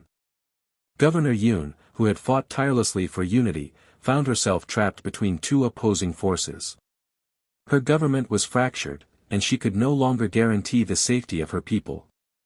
To make matters worse, Earth's influence was being called into question by Martian radicals. They accused Yoon of being too close to Earth's corporate and political interests, particularly SpaceX and Elon Musk. Many believed that her push for cooperation was nothing more than a subtle form of subjugation. Despite the growing resistance, Governor Yoon remained steadfast in her belief that Mars and Earth needed to work together. Elon Musk, who had remained silent during the early days of the referendum, finally stepped forward. In a televised address, he condemned the violence and called for an immediate ceasefire. Mars was not meant to be a battleground, Musk said, his voice tinged with frustration. This is not how we build the future we dream of. A divided Mars is a lost Mars.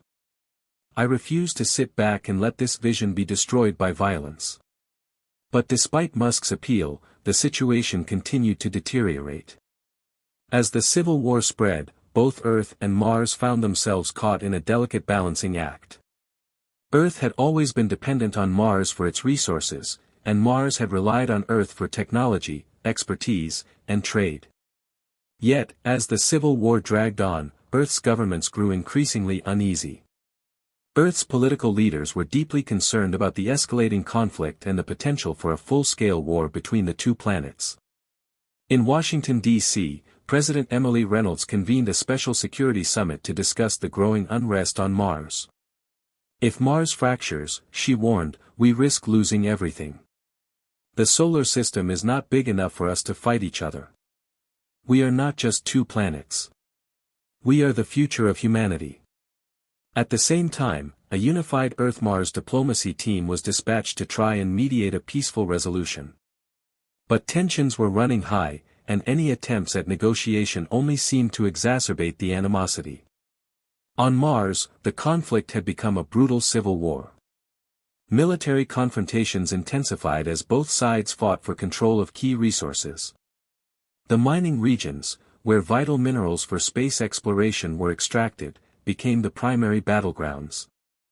Martian settlements that had once been thriving hubs for scientific research and innovation now lay in ruins, their once gleaming buildings shattered by artillery fire. The casualties mounted, and with each passing day, the dream of a united Mars seemed to slip further out of reach. The Martian Liberation Front continued to rally its supporters, arguing that the only path to true freedom was through severing ties with Earth. They believed that the war was necessary, that it was a fight for Martian sovereignty and a new era of independence. To them, there could be no compromise. But as the conflict escalated, the pro-Earth faction was just as determined to ensure that Mars remained part of the united human civilization. They saw the independence movement as a reckless, dangerous gamble that could undo everything they had worked for, the creation of a peaceful interplanetary future. For them, Mars needed to maintain its connections with Earth, not just for economic stability but for the survival of both worlds. As the war raged on, Elon Musk made a drastic decision. In an effort to quell the violence, he personally visited Mars aboard a newly designed Starship 4.0, a larger and more advanced vessel capable of carrying humanitarian aid, peacekeepers, and negotiators. He landed in Ares City, the heart of the conflict, in an attempt to broker a ceasefire and to demonstrate his unwavering commitment to peace.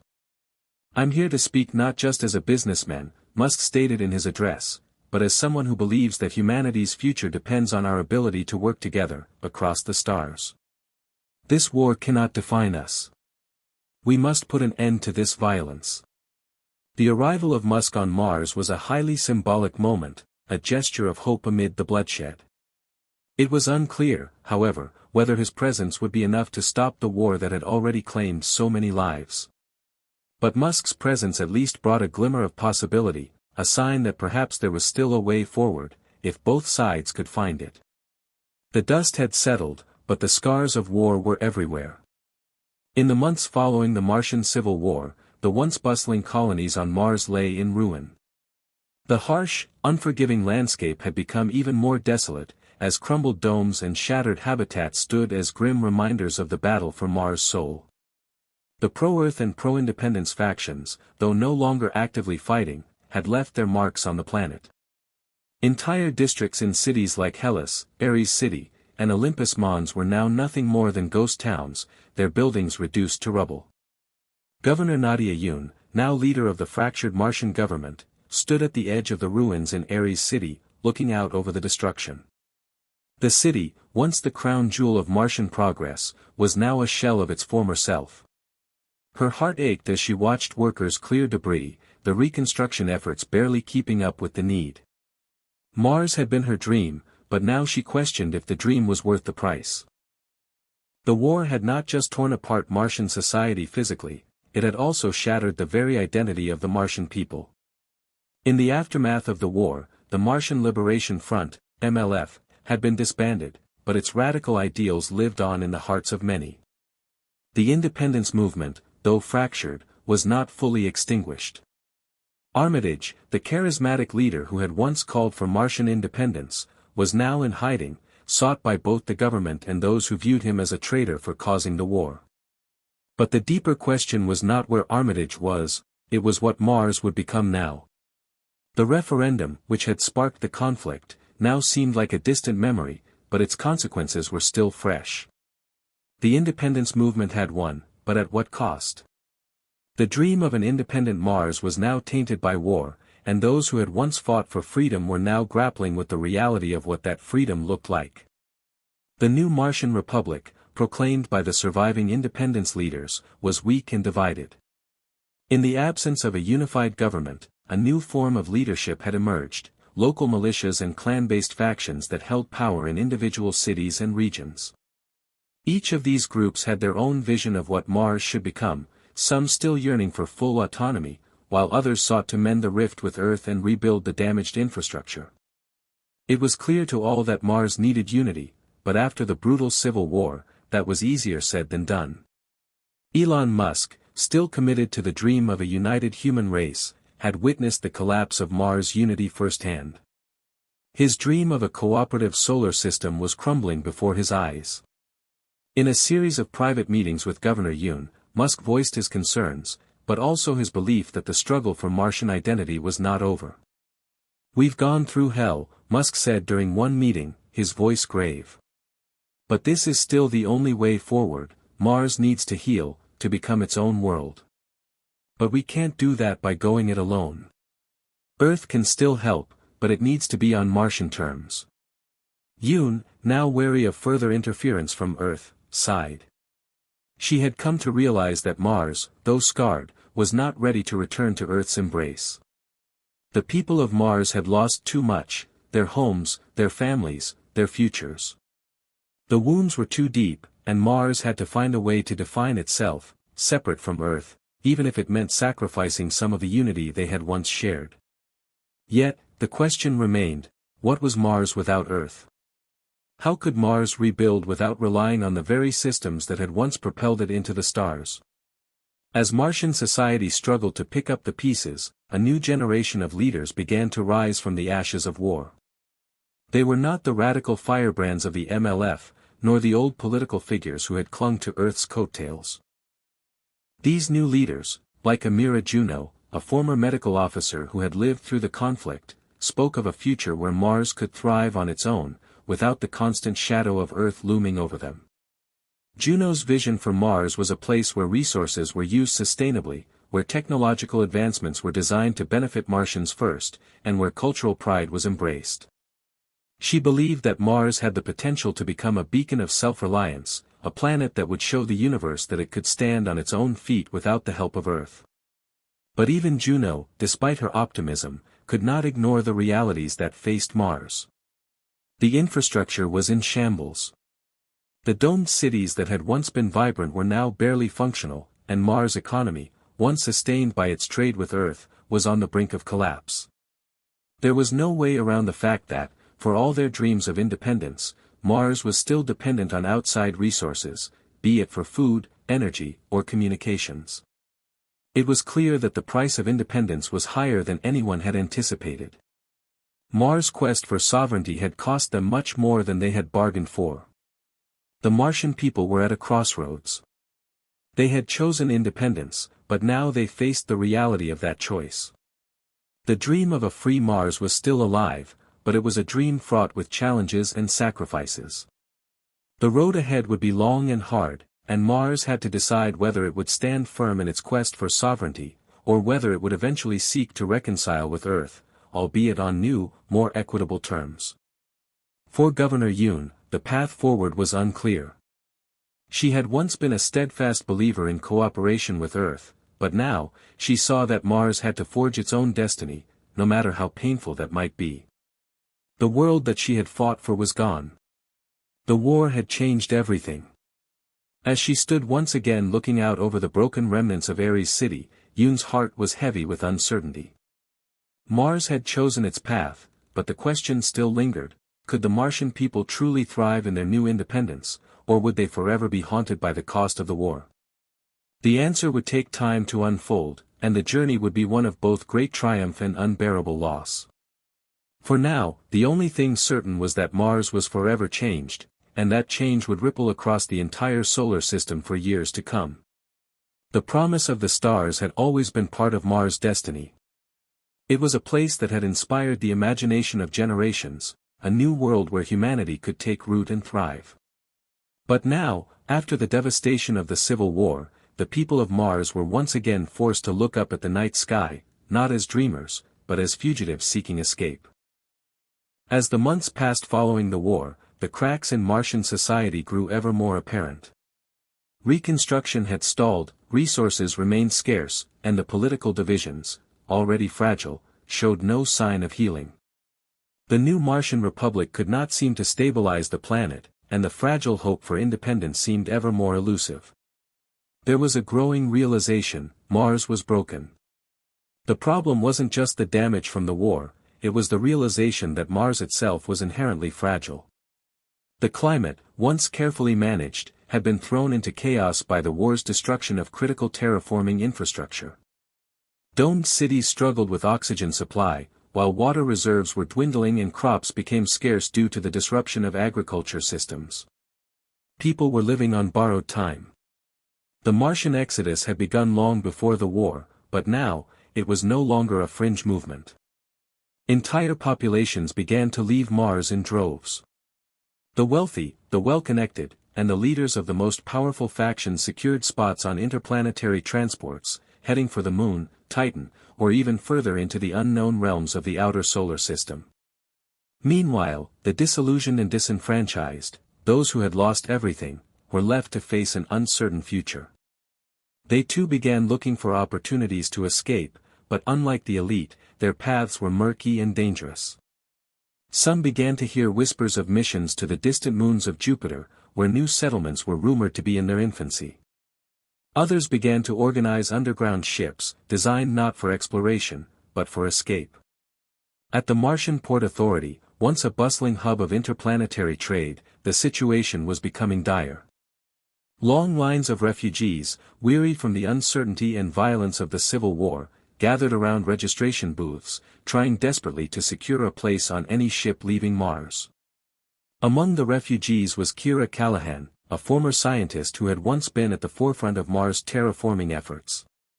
Before the war, she had believed in the dream of Mars' future, a self-sustaining, thriving colony. But now, her lab was nothing but ashes, and her faith in Mars' future had been shattered. Kira stood at the edge of the crowd, watching the chaos unfold. It was hard to believe that only a few years ago, Mars had been the shining hope of humanity. Now, it felt like a dying dream.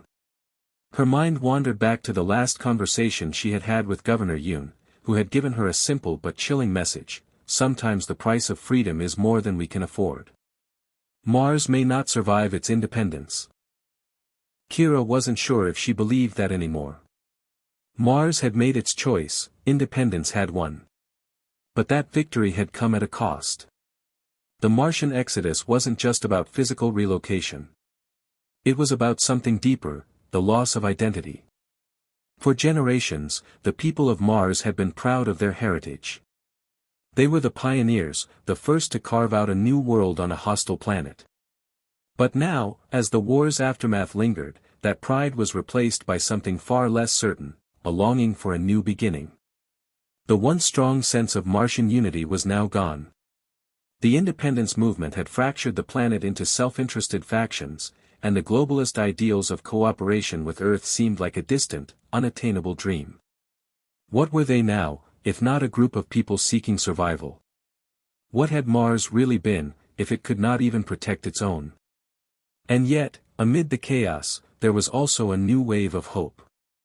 Many of the young Martians, the children who had grown up in the space age, who had never known Earth as their home, had not yet lost their faith in Mars. They looked toward the stars with a determination their elders could no longer muster. They dreamed of a new Mars, one where the failures of the past were forgotten and a new chapter could be written. For Amira Juno, a leader in the Martian resistance, this new hope was embodied in the Exodus itself. She believed that the future of Mars lay not in trying to rebuild the past but in finding a new world where they could grow. In fact, she had begun organizing a mission, a daring journey to the moon of Europa, where rumors of a potential human colony had surfaced.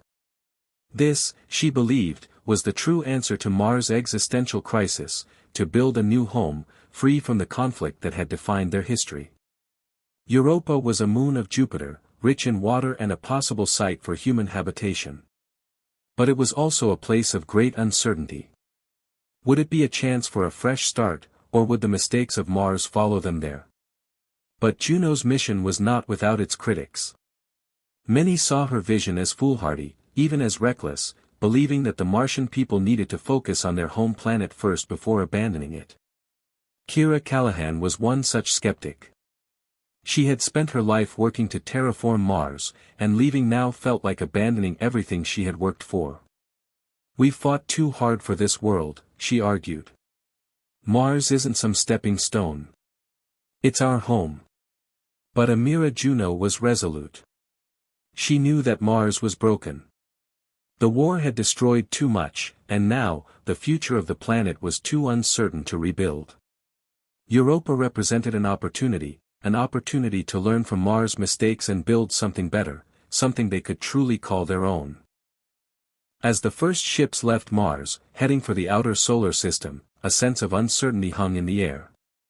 Was this the beginning of a new chapter for humanity, a Martian diaspora that would scatter across the solar system in search of new worlds? Or was it the end of Mars, the final chapter in a tale of failed dreams and broken promises? One thing was clear, the people of Mars had been changed forever. Their quest for independence had cost them dearly, and now they faced the ultimate question: could they survive beyond Mars? In the cold void of space, only time would tell. The journey to Europa was long, arduous, and filled with uncertainty. For those who had left Mars, it was more than just an escape, it was a final chance to prove that humanity could start anew. After the devastation of the Martian Civil War, the settlers, now calling themselves the Europa colonists, believed this icy moon would be their salvation. Europa was not the warm, welcoming planet Mars had once promised to be. It was a frozen world, encased in a thick shell of ice that hid a vast, salty ocean beneath. The gravity was weak, and the surface was jagged, a far cry from the carefully engineered domes and terraformed landscapes of Mars. There was no atmosphere to breathe, no fertile soil to plant, and no established infrastructure to support life. What lay ahead was a blank slate, a barren world that could either be a new beginning, or a death sentence. As the first ships landed on the surface of Europa, the Europa colonists disembarked with cautious optimism. The landing sites were equipped with advanced life support systems, a network of habitats built to withstand the moon's harsh conditions. But as the settlers stepped onto the alien ice, there was an undeniable sense of isolation. The vast, empty landscape stretched out before them, icy plains and towering ridges, as far as the eye could see. Amira Juno, the leader of this bold new venture, watched as the colonists began to set up their small, initial settlements.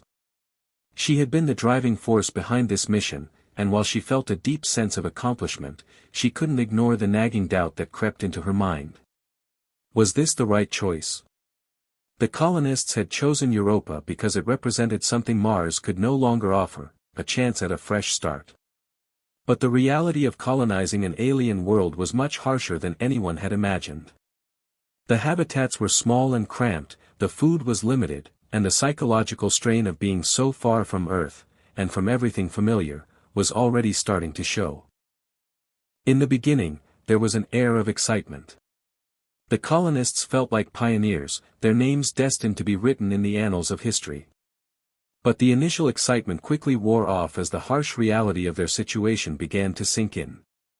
The habitat's life support systems were fragile, and maintaining them required constant effort and vigilance. The water purification systems had to be monitored 24/7, and energy supplies from the fusion reactors needed to be maintained with an almost obsessive attention to detail.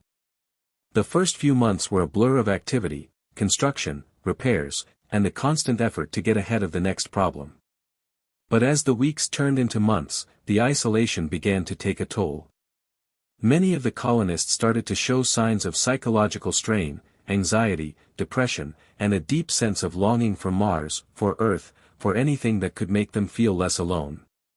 Kira Callahan, the scientist who had once dreamed of Mars' success, now found herself questioning everything. She had been one of the early supporters of the mission to Europa, but now that they were here, she felt a sense of dread creeping into her thoughts. As a scientist, she had once believed that the human spirit could overcome any challenge. But now, facing the endless frozen expanse of Europa, she couldn't help but wonder, had they made a mistake? The cold isolation was starting to get to her, and she wasn't the only one. In the early days, it had been easy to stay busy, to focus on the work ahead. But now, with things slowing down, people were beginning to think, and the thoughts weren't always positive. Homesickness, fear of failure, and a deep yearning for the past began to erode their resolve. As Kira wandered the cramped halls of the settlement's central dome, she overheard a conversation between two colonists, their voices tinged with frustration. "I thought this would be different," one of them muttered. "I thought we'd be building something amazing, not just surviving." The words hit Kira hard. Was that all they were doing? Surviving? What had they really accomplished by leaving Mars? They had fled their past in search of a future, but how long could they keep this up? But despite the psychological toll, there was still a small glimmer of hope. For every colonist who faltered, there was another who found strength in the struggle. Amira Juno, ever the optimist, continued to rally the people, reminding them of the long-term vision. They had come here not just to survive, but to thrive. Europa, with all its challenges, held the potential for scientific discovery and technological breakthroughs that could change humanity's understanding of life in the universe. The colonists, though weary, found solace in their collective purpose. They were not just survivors, they were pioneers again. In a world that was harsh and unforgiving, they had to create meaning in the struggle itself. Days turned into weeks, and weeks turned into months. The colonists settled into a routine of work and survival. They established greenhouses with limited success, growing a few crops in artificial soil.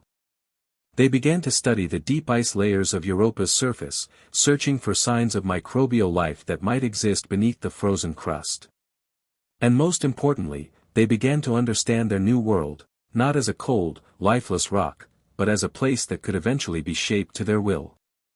Europa, in its frozen isolation, was now a testing ground. It was not the utopia they had dreamed of, it was a world that demanded resilience, sacrifice, and patience.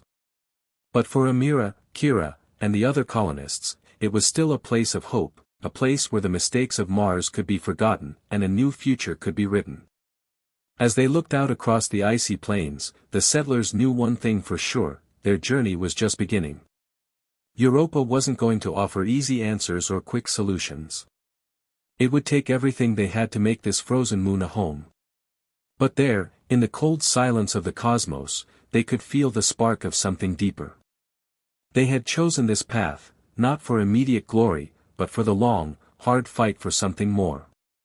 For the first time in a long while, they didn't feel like fugitives, they felt like pioneers again. Europa had its secrets. And the Europa colonists had the will to uncover them. The harsh winds of Europa howled outside the colony's dome, but within the structure, there was an odd silence, one that wasn't born of peace, but of anticipation. For the past few weeks, the Europa colonists had been focused on an exciting but mysterious new mission, drilling into the ice beneath the surface to explore what might lie hidden in the deep ocean beneath. Europa's frozen shell, scientists believed, held a vast and ancient ocean that could hold the key to some of the greatest mysteries of the universe. But as Amira Juno stood in front of the large viewing screen in the colony's research center, she was less concerned with the promise of scientific discovery. Something didn't feel right. The drilling operation had been smooth at first. The team, led by Dr. Elena Vasquez, had designed a new type of drilling rig capable of boring through Europa's ice sheet and reaching the ocean below. The results had been promising, the rig had gone deeper than any previous attempt, and the data coming back was revolutionary. They were seeing traces of organic compounds in the ice, hints of something alive, or at least once alive, beneath the surface. However, with each new meter the drill went deeper, a subtle unease began to settle over the team. The ice beneath Europa's surface was not what they had expected. There was something different about it, a hardness that defied conventional explanations. The higher-ups in the colony's scientific community were excited by the discovery, but there was also a sense of danger in the air. The ice seemed almost as though it were hiding something, an unnatural resistance to the drill, almost as though it was fighting back. One night, after a particularly grueling day of drilling, Dr. Elena Vasquez stood before the drill control console, her face pale and tired. "I'm not sure how much longer we can keep this up, Amira," she said, her voice shaky. "The ice, it's different. Every time we push forward, it feels like we're uncovering something ancient." Amira leaned in, scanning the data on the screen. "What do you mean, ancient?" she asked, her brow furrowed. Vasquez pointed to a graph showing the resistance of the ice. "It's not just frozen water.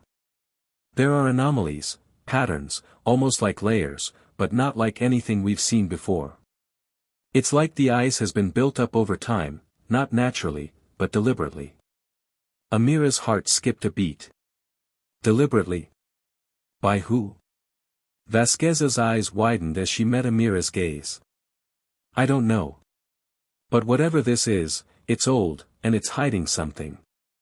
Something that could change everything we know about Europa, and maybe even about life in the universe. The room was silent for a moment as both women stared at the data. If what Vasquez was suggesting was true, this wasn't just a scientific discovery, it was a game changer. The following morning, Amira gathered the leadership team in the colony's central command room. She couldn't keep this to herself any longer. The discovery, whether it was a warning or an invitation, was too important to ignore. The atmosphere was tense as the team assembled. Kira Callahan was there, her face still marked by the strain of months in the frozen wilderness of Europa. She had become a staunch supporter of the mission, but even she looked wary now. There was something in the air, something unfamiliar and unsettling. What are we looking at, Amira? Kira asked, crossing her arms as she stood in front of the table. What did Elena find? Amira's voice was steady but carried a note of urgency. Elena's team has hit something unusual beneath the ice. The drilling rig is resisting in ways we didn't anticipate. The ice isn't just ice, it's layered in a way that suggests it's been constructed, not just naturally formed. Several people exchanged confused glances.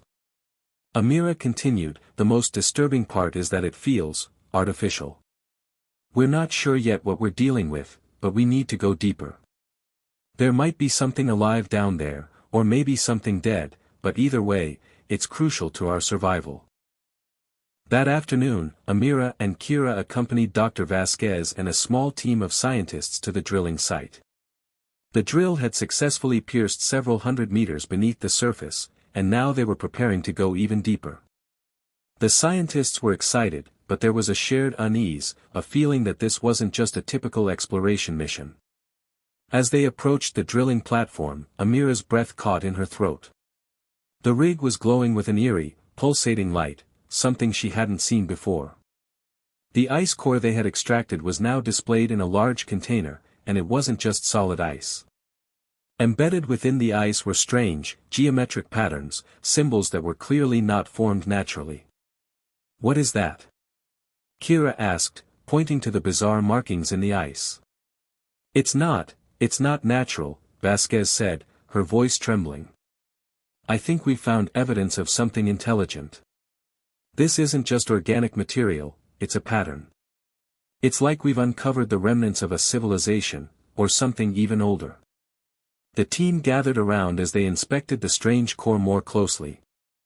The symbols on the ice seemed almost hieroglyphic, intricate in design and alien in nature. No one could make sense of them, and that was what terrified Amira the most. This wasn't something they could explain. It was beyond anything they had encountered before. And worse still, the drill had only penetrated a small portion of the ice. Who knew how deep this strange, hidden world went? As they prepared to send a robotic probe deeper into the ice to explore, Amira found herself asking the same question that had plagued her since they first set foot on Europa: what if they weren't the first ones here? The thought haunted her. If this was indeed the remnants of an ancient, unknown civilization, then what else lay hidden beneath the ice? What had they discovered, and why had it been buried so deep?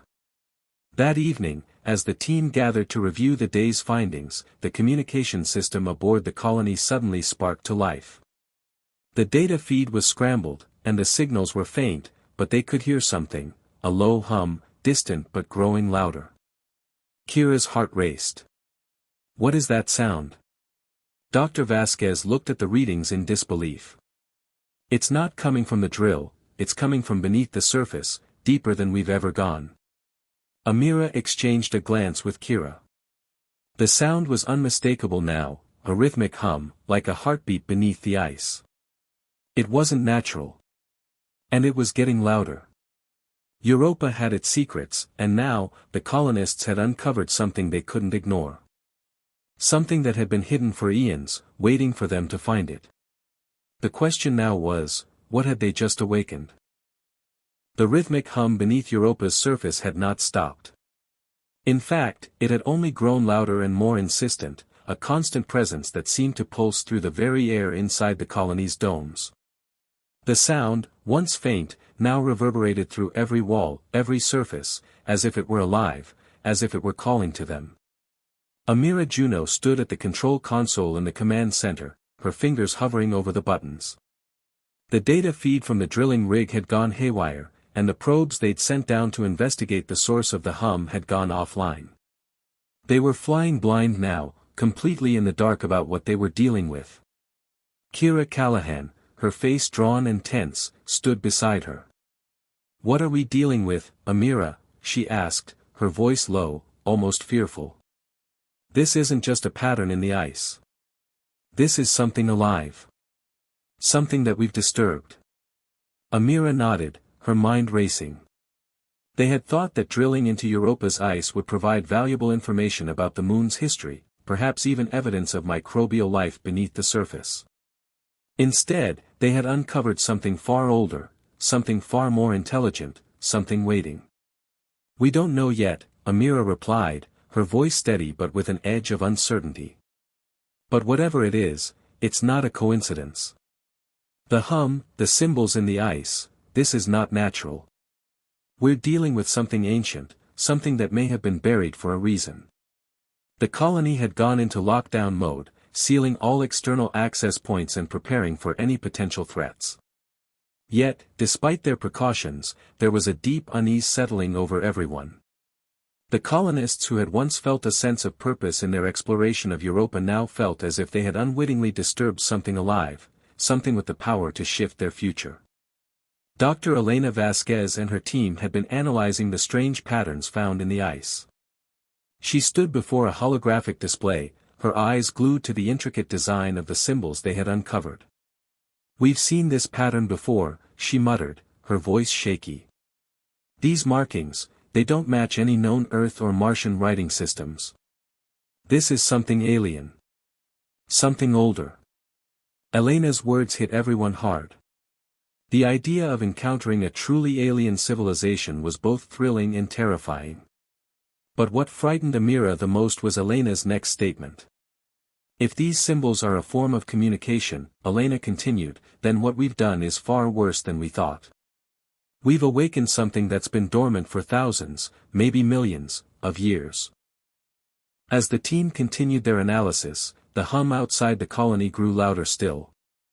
The ice seemed to vibrate with a strange energy, and every colonist could feel it deep in their bones. No one slept well anymore. The tension in the air was palpable. Something was coming, and they were not ready for it. Amira made the decision to investigate the drilling site herself. She couldn't afford to wait for reports or conjecture from others. She needed answers, now. Kira insisted on accompanying her, her own unease growing by the minute. When they reached the drilling platform, the situation was worse than they had imagined.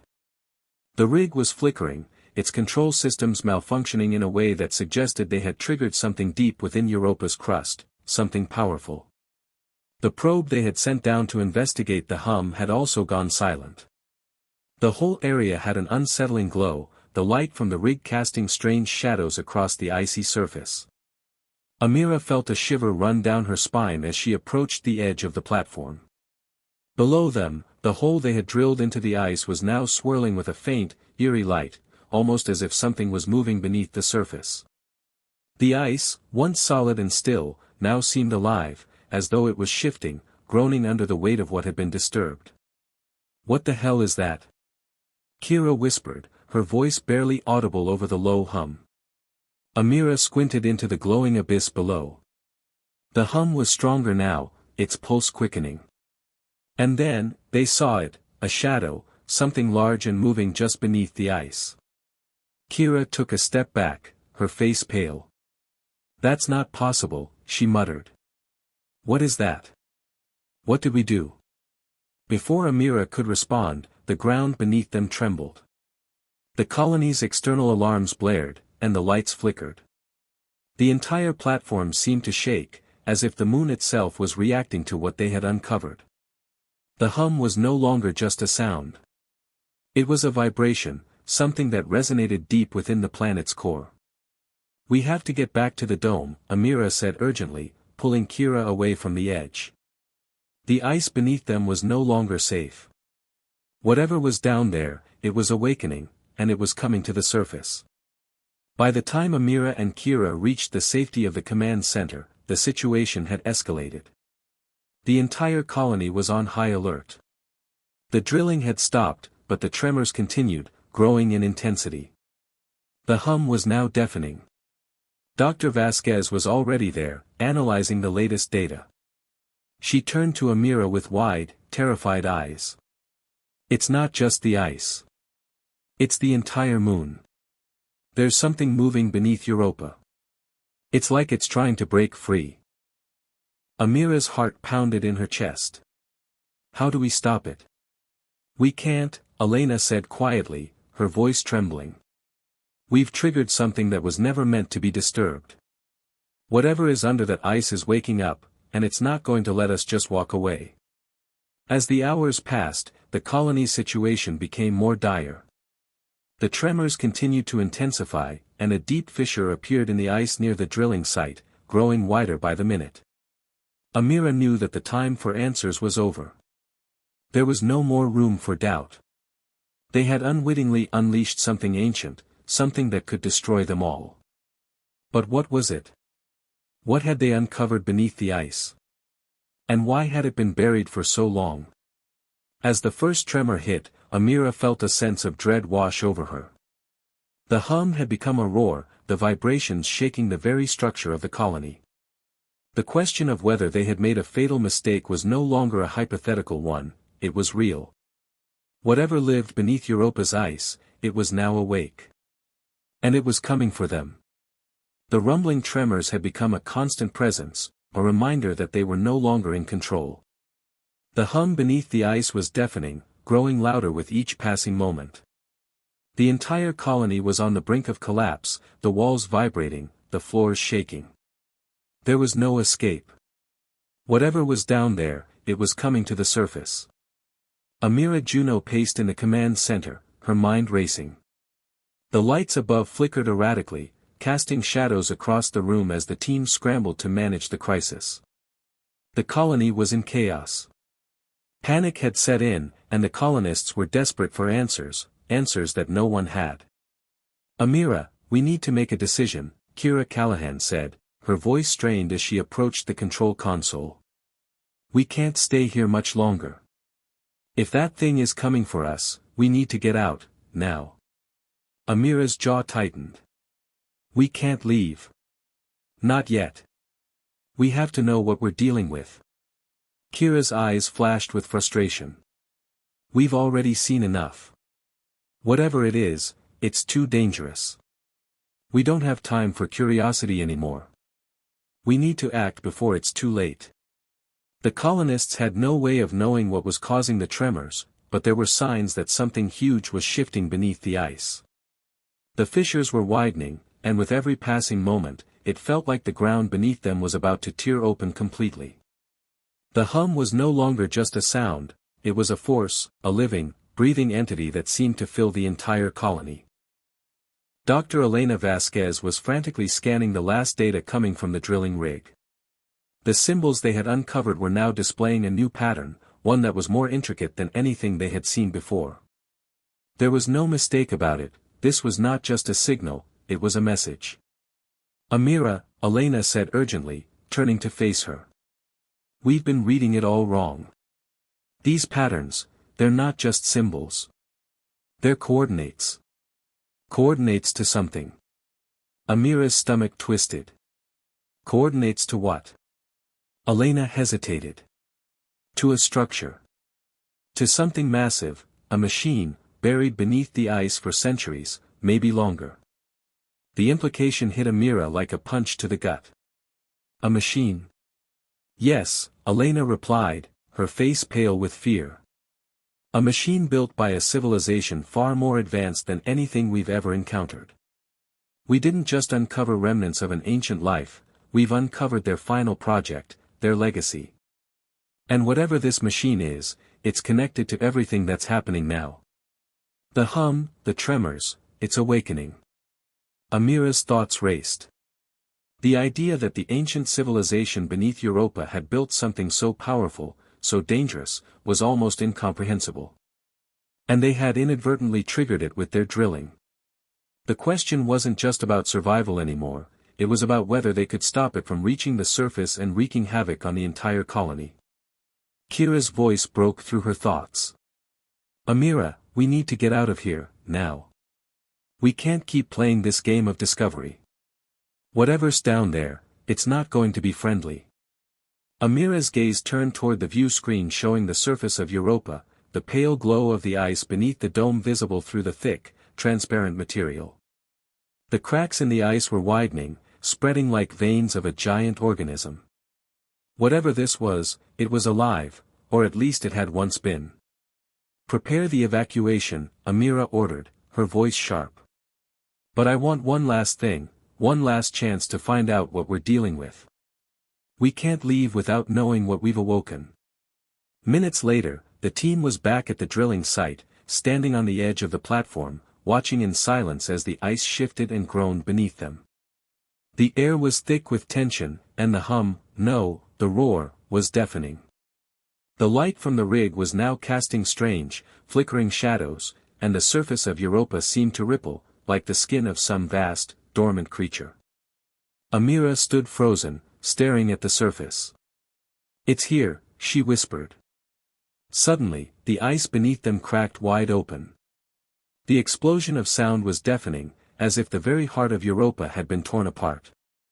Amira's eyes widened as a massive structure emerged from beneath the ice, a towering spire of alien technology, its surface sleek and metallic, covered in intricate symbols that pulsed with energy.